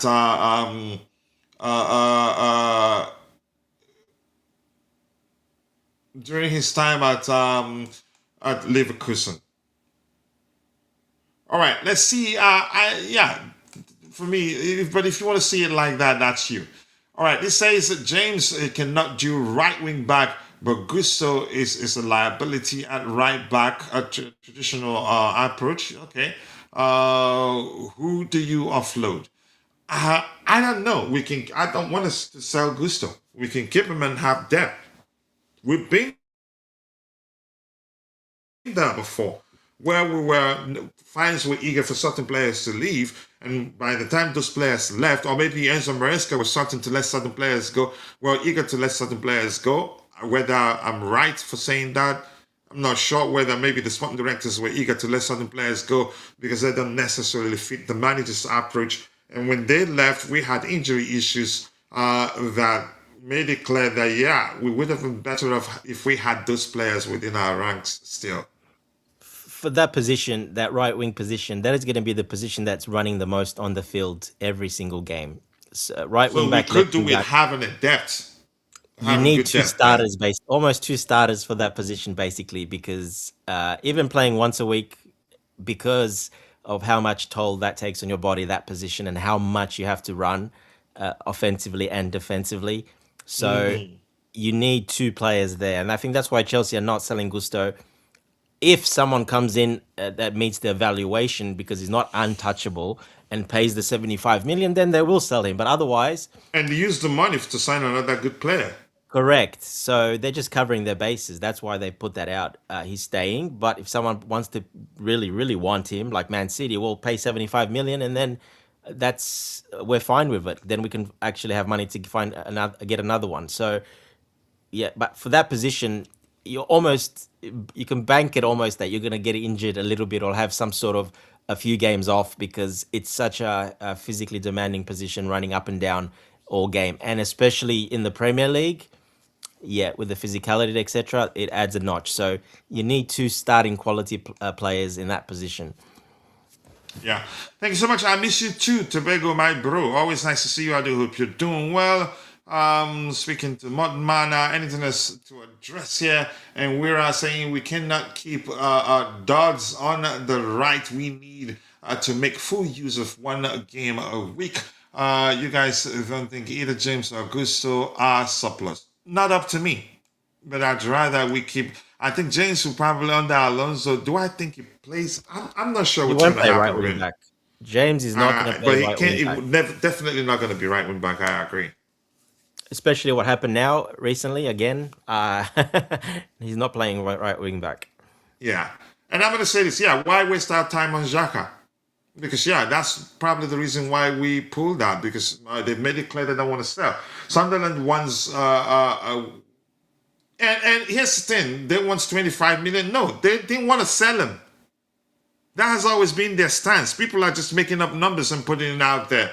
But because we're on the verge of rounding up, but we have Bobby on the panel. Let's get his opinion. I don't know where he wants to come in, but yeah, I'm tired. We've been streaming for 2 hours and 35 minutes. We were on the verge of rounding up. I just had to let him in because he's our senior panelist. Let's see where he wants to come You've got in. 5 minutes, Bobby, big Bobby. up to you, and thank you for joining the conversation. Dante, what do you say? Yeah, I says said I've Bobby's got got five five minutes. minutes. Yeah, big up, guys. I didn't know you were streaming, so apologies Yeah, for not your fault. lateness. Yeah, because we haven't streamed, Big up, But Bobby. in a while. as they say, lateness is greatness. So listen, I got the tail end of the whole Jacker thing. I didn't know that we're pulling out. But, listen, I kind of understand it. Is 30 what years old. We have learnt from investing heavily on these old players. Yeah, we had one success with Thiago Silva, but it doesn't guarantee. You're right. It's a long window still, so we don't know what will happen. I personally believe that if Chelsea drop 20, 25 million, they will get him, but they're not really prepared to do that for his age. So let's wait and see. The interesting thing for me is the whole Enzo Fernandez thing. People are still hoping and praying there's a way back to Real Madrid. No, not this season. They don't come out with that sort of statement and then turn back on themselves. They don't want him. He should know that. He's got nowhere else to go. However, if PYS is to be believed and he wants to see us show that we are serious about making a title challenge, well, I can support him with that because the days of experimentation is over. We have to go for the big P's. It's that simple. So things like Lacroix, okay, maybe it's because of the World Cup, but that issue must be settled soon. I'm not into all this will he, won't he, this long sagas that we like to drag ourselves into. Once it starts going down that road, then you know that the transfer is probably not happening where Chelsea is concerned. So I don't want that. I want a very, very decisive conclusion to Lacroix. And anything else going forward must have the technicality and, as I keep saying, the physicality that Chelsea so desperately need. That's why I want Lacroix. He's got the height, he's got the pace, he's got the Premier League experience, and he's got the pass, and he's got the ball playing ability. And we've seen that for ourselves. Whereas people like Palestra and all that, yeah, great signing, but we don't know what he can do, which backs up what you've all been saying about it's stupid. You can't get rid of Gusto now. At least we know him, we know what he can do, and we can't rely on Reece James in that position. As we've all seen what's happened with England, he can drop out at any time. And yes, in theory, we're playing one game a week, but believe you me, we want to go find the domestic cups, which can add a strain to the schedule. You can, you can have overtime, penalties, all these things included. So we still need a strong squad with significant depth. So let's see. They've got to get busy. Outgoings, ingoings. Have the sporting directors leaving the Chelsea squad as poorly planned as they did in the past is totally, totally unacceptable if that happens. And part of that, biggest issue we've had, at least 2 seasons in a row, is lack of proper squad depth. So I think the club did the 100%. real. Sorry. I said 100%. Yeah. Yes. But that's also down to, let's not forget, Maresca not using that squad depth. Maresca also was a factor. Yeah, yeah. So the managers, there was squad depth because you had Felix, you had Vega, you had Hato, you had But he let them yeah, all go. Yeah. he Well, didn't we use that squad depth. we all now know exactly what Maresca's about. I think one of our targets next season is to beat that fool home and away. I want Stamford Bridge to be a very, very uncomfortable place for him You think? because what he did is just. Bobby, I you know. think? Depends. It Well, depends. No, oh, I it will think be. that has changed. It That they will will be. boo the heck out of him. It will be. There were many that didn't like him when he was here. After this, man, Stamford Bridge will be poison to him. He played his part in what happened last season for sure. He Yes, we won't know come. He about the won't come that sporting game. He'll be directors and sick the that owners, game. but he stabbed us in the back big time. He did. He did. I've always maintained that was the case. And here's the thing: I paid attention to people's reaction to what came out a few days ago. A lot of Chelsea fans were going, even those that were screaming he was sacked, slating the owners and all that. They were going, "Ooh, snake!" Yeah, and I think he's ruined his legacy, his Chelsea legacy. I get it. On paper, it doesn't change, but the fans will see I it don't think he different. cares too much, to honest coach. He doesn't care. I know he No doesn't one, care, but we the fans care. didn't like Well, it's him. like Rafa Benitez. Yes, he won the Europa League, but he can't have a legacy at Chelsea because the fans didn't like him. I think Maresca, as far as Chelsea is concerned, he's tarnished himself big time. You don't do these things, and if it goes tits up at Man City, which it still can do, that legacy he has left at Chelsea will affect him going forward. Yeah. Bobby, with this particular comment on the screen, Dante, I'll come to you also. Maybe we should round off with that one. If Enzo Fernandez stays, I think it'd be difficult for him to be reintegrated into the leadership group. I don't know if it's anything like that. In terms of, you could say, whether he'll be out of it in the first place. If he was ever part of it, I think he'd still be part of it. But let's talk about the captaincy. Yeah. Well, it's up to Alonso, but honestly, if I were Alonso, I can't see how he can wear that vice captain armband. He I shouldn't, just in my can't see opinion. it. I will tell him, I'll say, really, we want you here, we like you, yada, yada, yada. But honestly, after all this, you can't wear that armband. The fans will stone you as you walk onto the pitch. So, as far as being a Chelsea captain, he needs to forget that. I agree. Yeah. I think the hierarchy of the captaincy has to change. He shouldn't be even the fourth, fifth of it, because in the fourth the when he got it under Enzo Maresca, he got it at a period when Chelsea protected him. You know Yeah. what I'm referencing. I think I didn't even expect him to come close to it. Alonso will give it to Colwell, to Caicedo, and then I said backed it. up by Colwell and he'll maintain James as club captain whenever we see him on the pitch because the way it's That's going another with story. James, I can see some long periods of injury coming up. Let's say you Dante, your thoughts. Yeah, look, it'll be difficult, I think, because a lot of fans will not like him anyway. They didn't like him before, then they liked him because he went against the ownership, and now because they're gonna unlike him again because he's staying. So either way, I he like was that. They will unlike him. pretty much just like on X, you They will unlike someone, unlike him. they would unlike him again, just like our Hmm. fan base does. So he will be unliked again. So yeah, I don't think you can give him that. I think, look, it's up to Alonso in the end. Depends what he wants. I think if Xhaka came in, for example, I think Xhaka would have taken that armband, in my opinion, but he's not. So probably like you say, Colwell, Caicedo, because he had it. You know, he's with Ecuador now. He's got a bit of experience using it. His English is a little bit better. That was a problem before. He couldn't speak English hardly at all.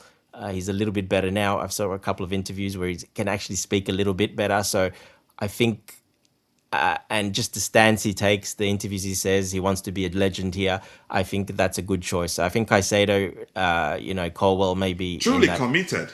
truly committed. So yeah, look, it'll be hard even for James. I think it's time that I think I personally I would like to see him not have that. Just take that away and let him concentrate on football and his health. Don't worry about the captainship and all that entails, because that entails a lot of other stuff as well, media work, off-field stuff, all those other things as well. So yeah, especially what happened now with his hamstring again. Let's hope it's nothing too serious. But like Bobby says, we hopefully next season that happen again, because especially if it's his hamstrings that was surgically repaired, well then we're talking about not just missing game time, maybe even having to actually retire if he damages that one again, because that's how serious that injury is again if you redo it after having surgery on it. So uh, we'll see what happens with him, but yeah, I think Cowell and yeah, probably Caicedo would be my choice as well. Yep. So in the same as Bobby. I Yeah, even agree. Sanchez, to be honest. I think Sanchez might have a bit of a say there. I saw I some don't great like my leadership. captain being my goalkeeper. Yeah, so I wouldn't mind Sanchez being in that, maybe getting up in that leadership group. I think he showed some great signs last season, especially the way he handled the crowd. Through his Remember, actions, yeah. yeah, and for his actions as well. So I wouldn't mind him being brought up in that, and maybe Enzo go down, and him being brought up in that leadership group. Yeah. All right, I think Bobby, anything else you want to talk about before we give the microphone to those in the chat and call it a day? We've been streaming for 2 hours and 46 minutes. Otherwise, it's going to have to be Tosin. I think Tosin should be the captain. If Really, he I think. stays, Yeah. if he Uh, stays, he might get it. I think Enzo's agent has really done him dirty. I mean, what all that nonsense is completely ill-advised. And you see, the thing about it is that what's happened to him is so unprecedented. Real Madrid has never done that to a player.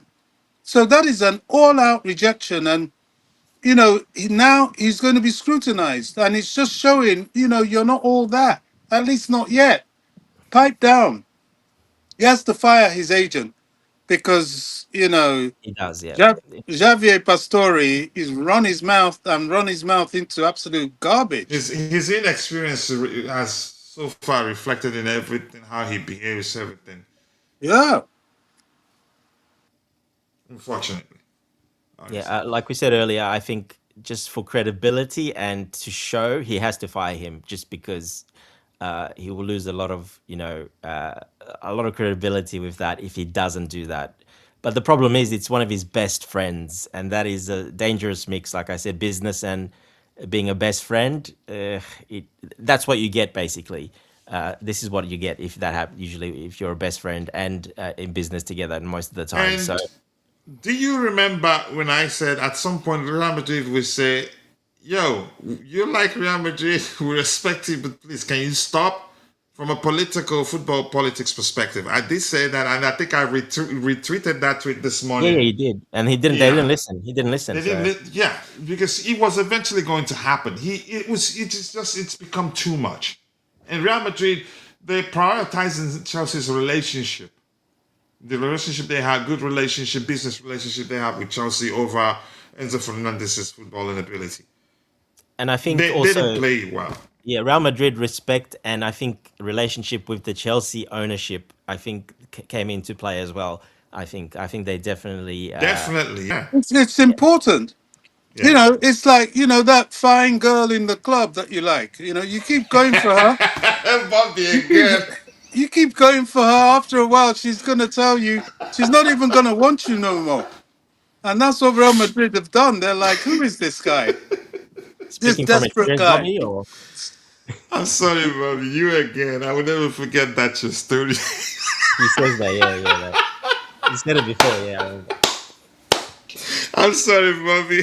You know, that day you remember that story, Yeah, right? but it's true, you Yes, know. yes, yes. No, it's the truth. It's just funny.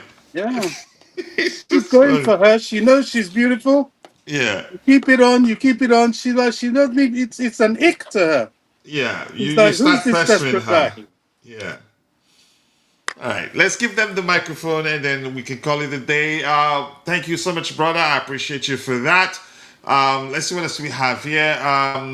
James is always injury prone.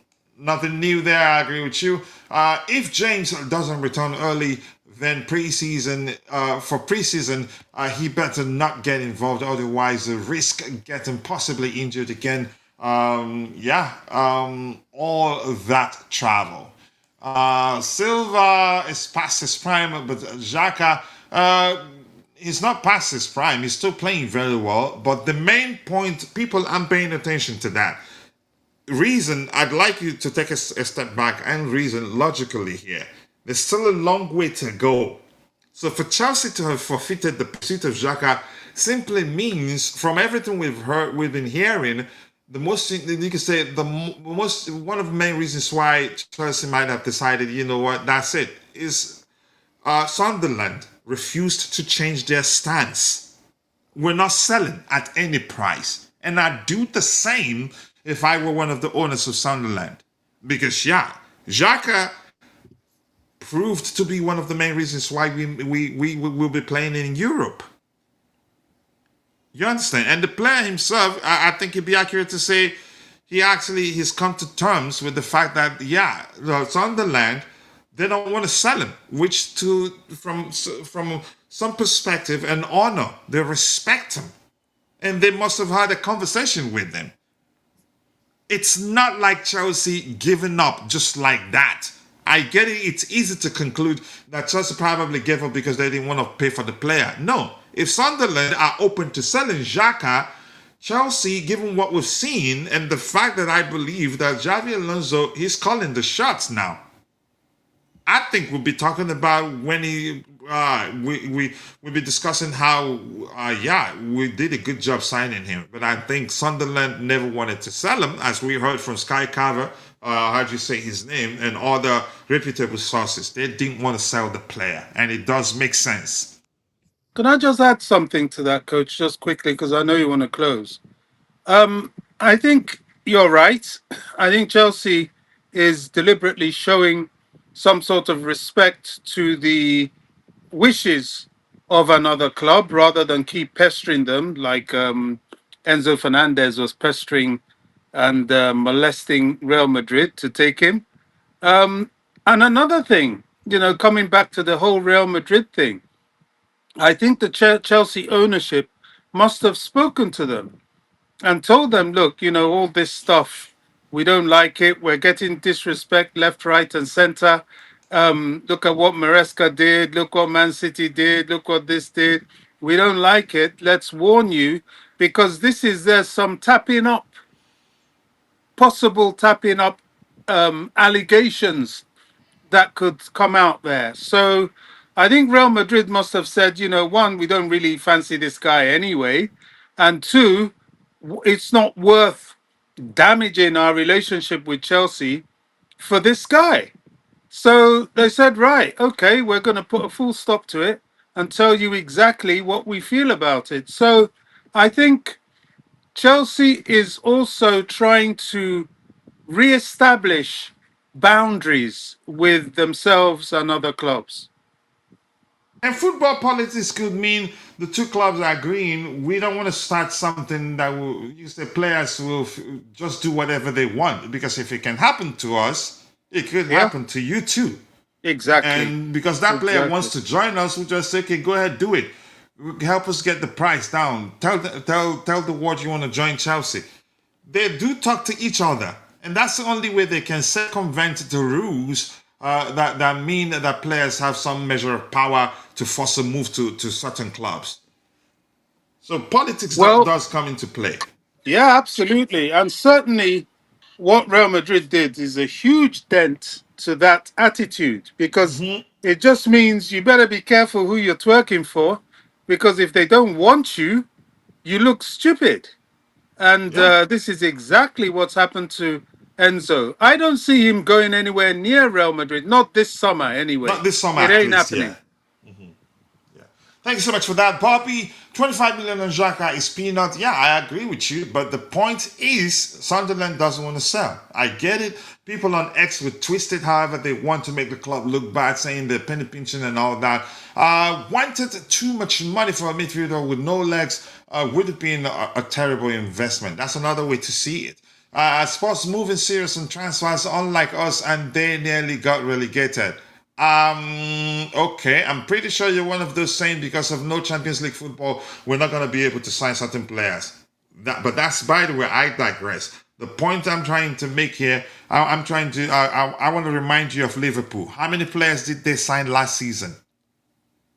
It doesn't work like that. The most important thing is to be strategic with your signing. Sign players that the manager wants. And I'm happy Alonso, he's the one calling the shots. If we sign player B today, it be because he wants that player. Or Coach, they recommend that player to him and he says yes, he can work with that player. Go ahead, Bobby. I don't know who, how, and why this thing started getting peddled around. Oh, if you don't have Champions League football, you can't sign the best players. I mean, it helps if you've got it as a carrot. But tell me, I mean, look at as you said, Liverpool, Newcastle, even.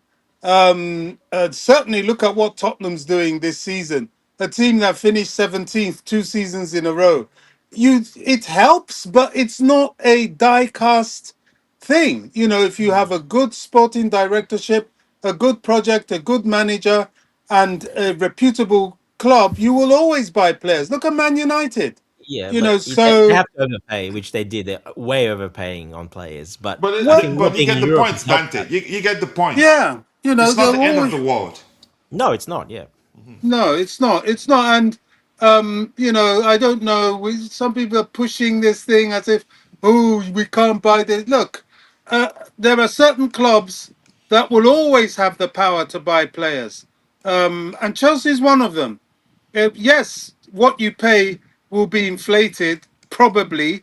Yes, but we've always bought inflated players anyway. Whenever we come for a player, somebody adds an extra zero to it. So there's nothing new there.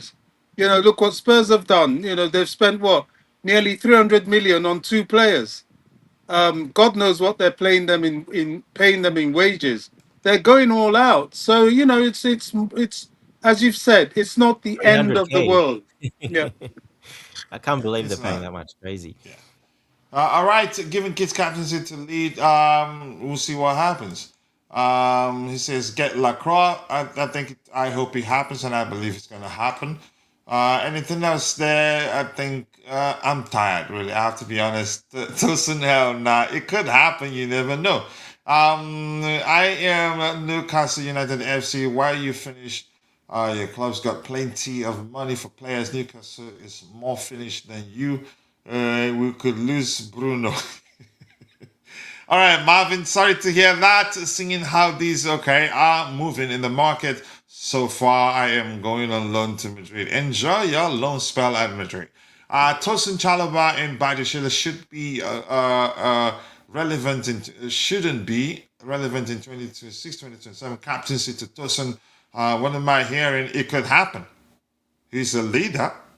Actually, one of the most respected. That's why they call him Uncle Tosin. But I get your point. Sacrificing Camavinga for Enzo Fernandez is suicide. Mourinho, don't be foolish. Let's see what happens. It could happen. What's his name? Enzo Fernandez give them good balance. better vision than all the It's not players they have happening. right now in terms of their Not this season. midfielders. Sorry? After that letter, coach, it's definitely not happening. No, it's not happened, but I'm just saying, Enzo Fernandez could have. No, it's It not would. happening this summer at It's all. not happening. Yeah, You at least know, not this he summer. needs to. My advice to him: yes, he may not like it. Knuckle down, improve your performances, and if he has a blinding season, then they'll all come looking for him anyway, Yeah, and probably then he absolutely. may not even want to go. So he gives value to himself. But after Yeah. that season he had and all that twerking and begging and groveling, nah, it's not a good look. This is going to Not affect at all. his. It's going to affect his contract talk as well. Chelsea doesn't need to raise his contract now. I don't think they will now, to be honest. Yeah, They yeah. will Well, not. he Yeah. doesn't Yeah. deserve it.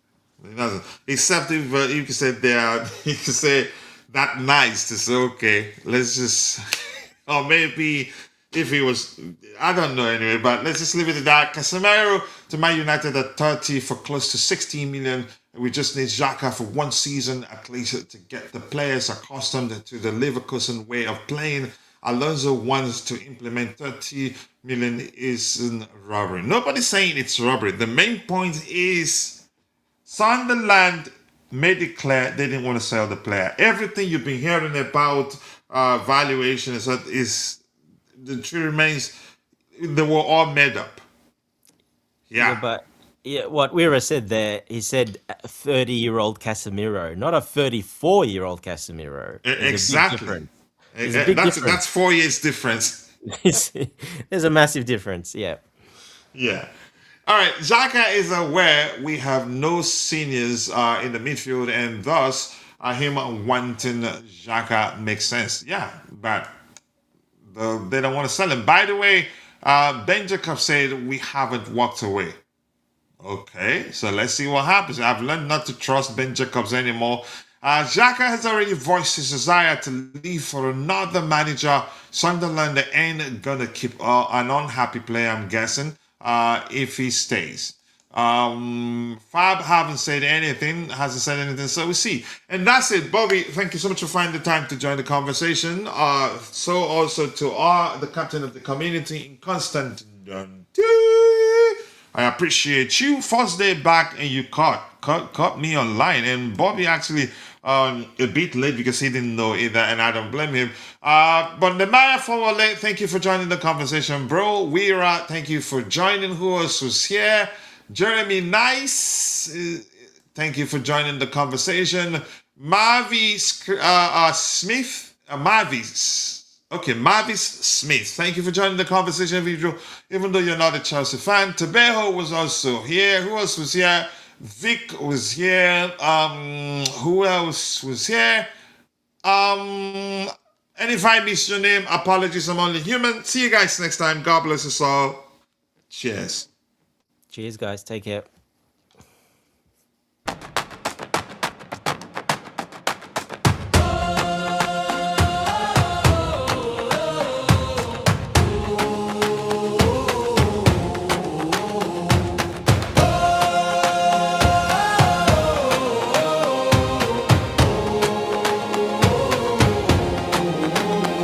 From the bridge to the stand, I carry that crest in my hand. Rain on my shoulders, still I stand. Tell me who wears it like we can.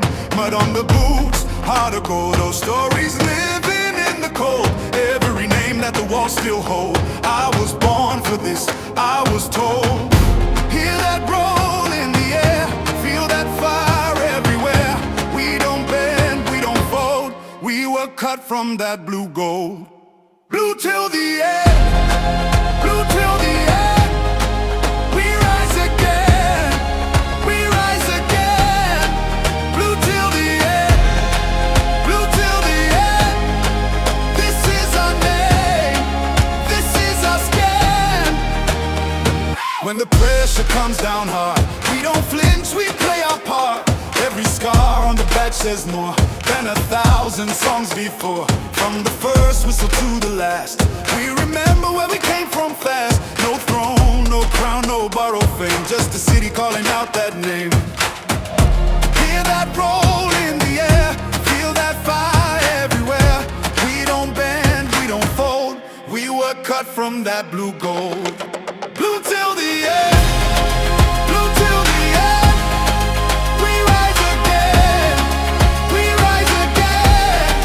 Blue till the end, blue till the end. This is our name, this is our skin. Let the whole ground shake, let the whole world know. We don't chase a moment, we are the home. Hands up high, voice up loud. Same old pride, same crowd. Blue till the end, blue till the end. We rise again, we rise again. Blue till the end, blue till the end. This is our name, this is our skin.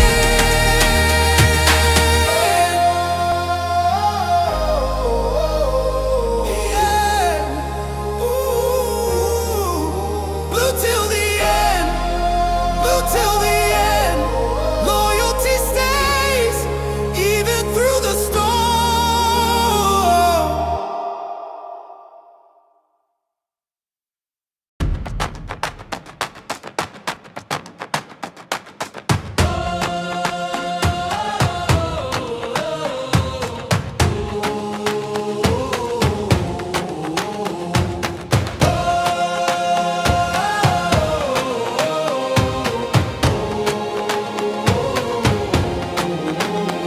From the bridge to the stand, I carry that crest in my hand. Rain on my shoulders, still I stand. Tell me who wears it like we can. Mud on the boots, heart of gold. Those stories living in the cold. Every name that the walls still hold. I was born for this, I was told. Hear that roll in the air, feel that fire everywhere. We don't bend, we don't fold. We were cut from that blue gold. Blue till the end, blue till the end. We rise again, we rise again. Blue till the end, blue till the end. This is our name, this is our skin. When the pressure comes down hard, we don't flinch, we play our part. Every scar on the back says more than 1,000 songs before. From the first whistle to the last, we remember where we came from fast. No throne, no crown, no borrowed fame, just a city calling out that name. Hear that roll in the air, feel that fire everywhere. We don't bend, we don't fold. We were cut from that blue gold. Blue till the end, blue till the end. We rise again, we rise again. Blue till the end, blue till the end. This is our name, this is our skin. Let the whole ground shake, let the whole world know. We don't chase a moment, we are the home. Hands up high, voice up loud. Same old pride, same crowd. Blue till the end, blue till the end. We rise again, we rise again. Blue till the end, blue till the end. This is our name, this is our skin.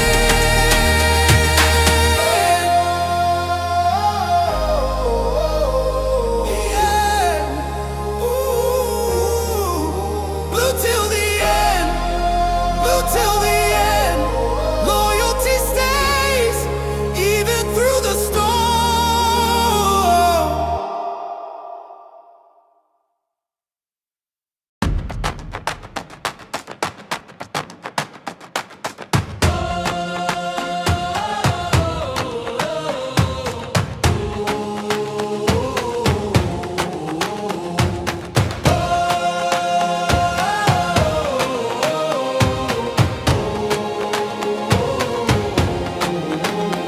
From the bridge to the stand, I carry that crest in my hand. Rain on my shoulders, still I stand. Tell me who wears it like we can?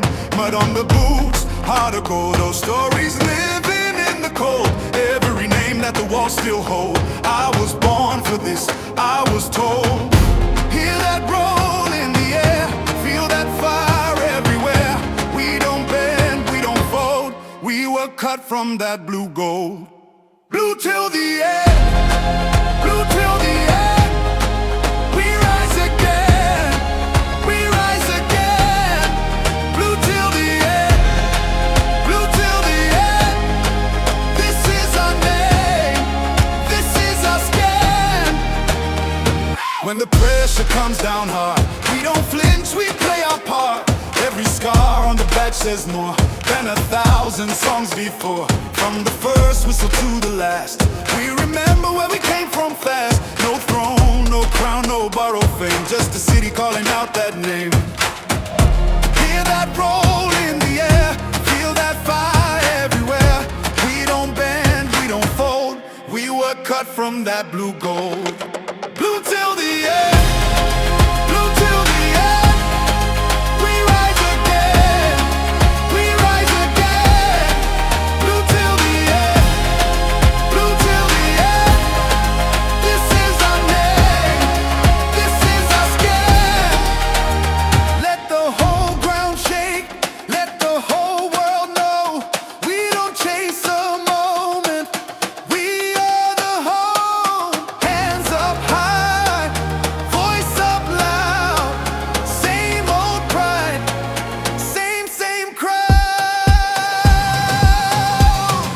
Blue till the end, blue till the end. We rise again, we rise again. Blue till the end, blue till the end. This is our name, this is our skin.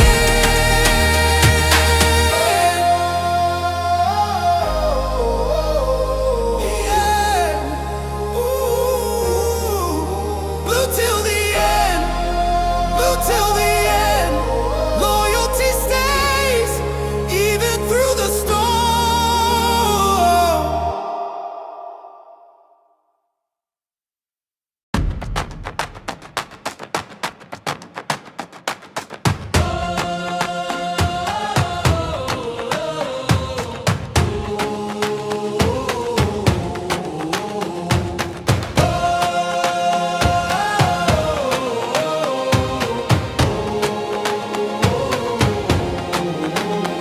From the bridge to the stand.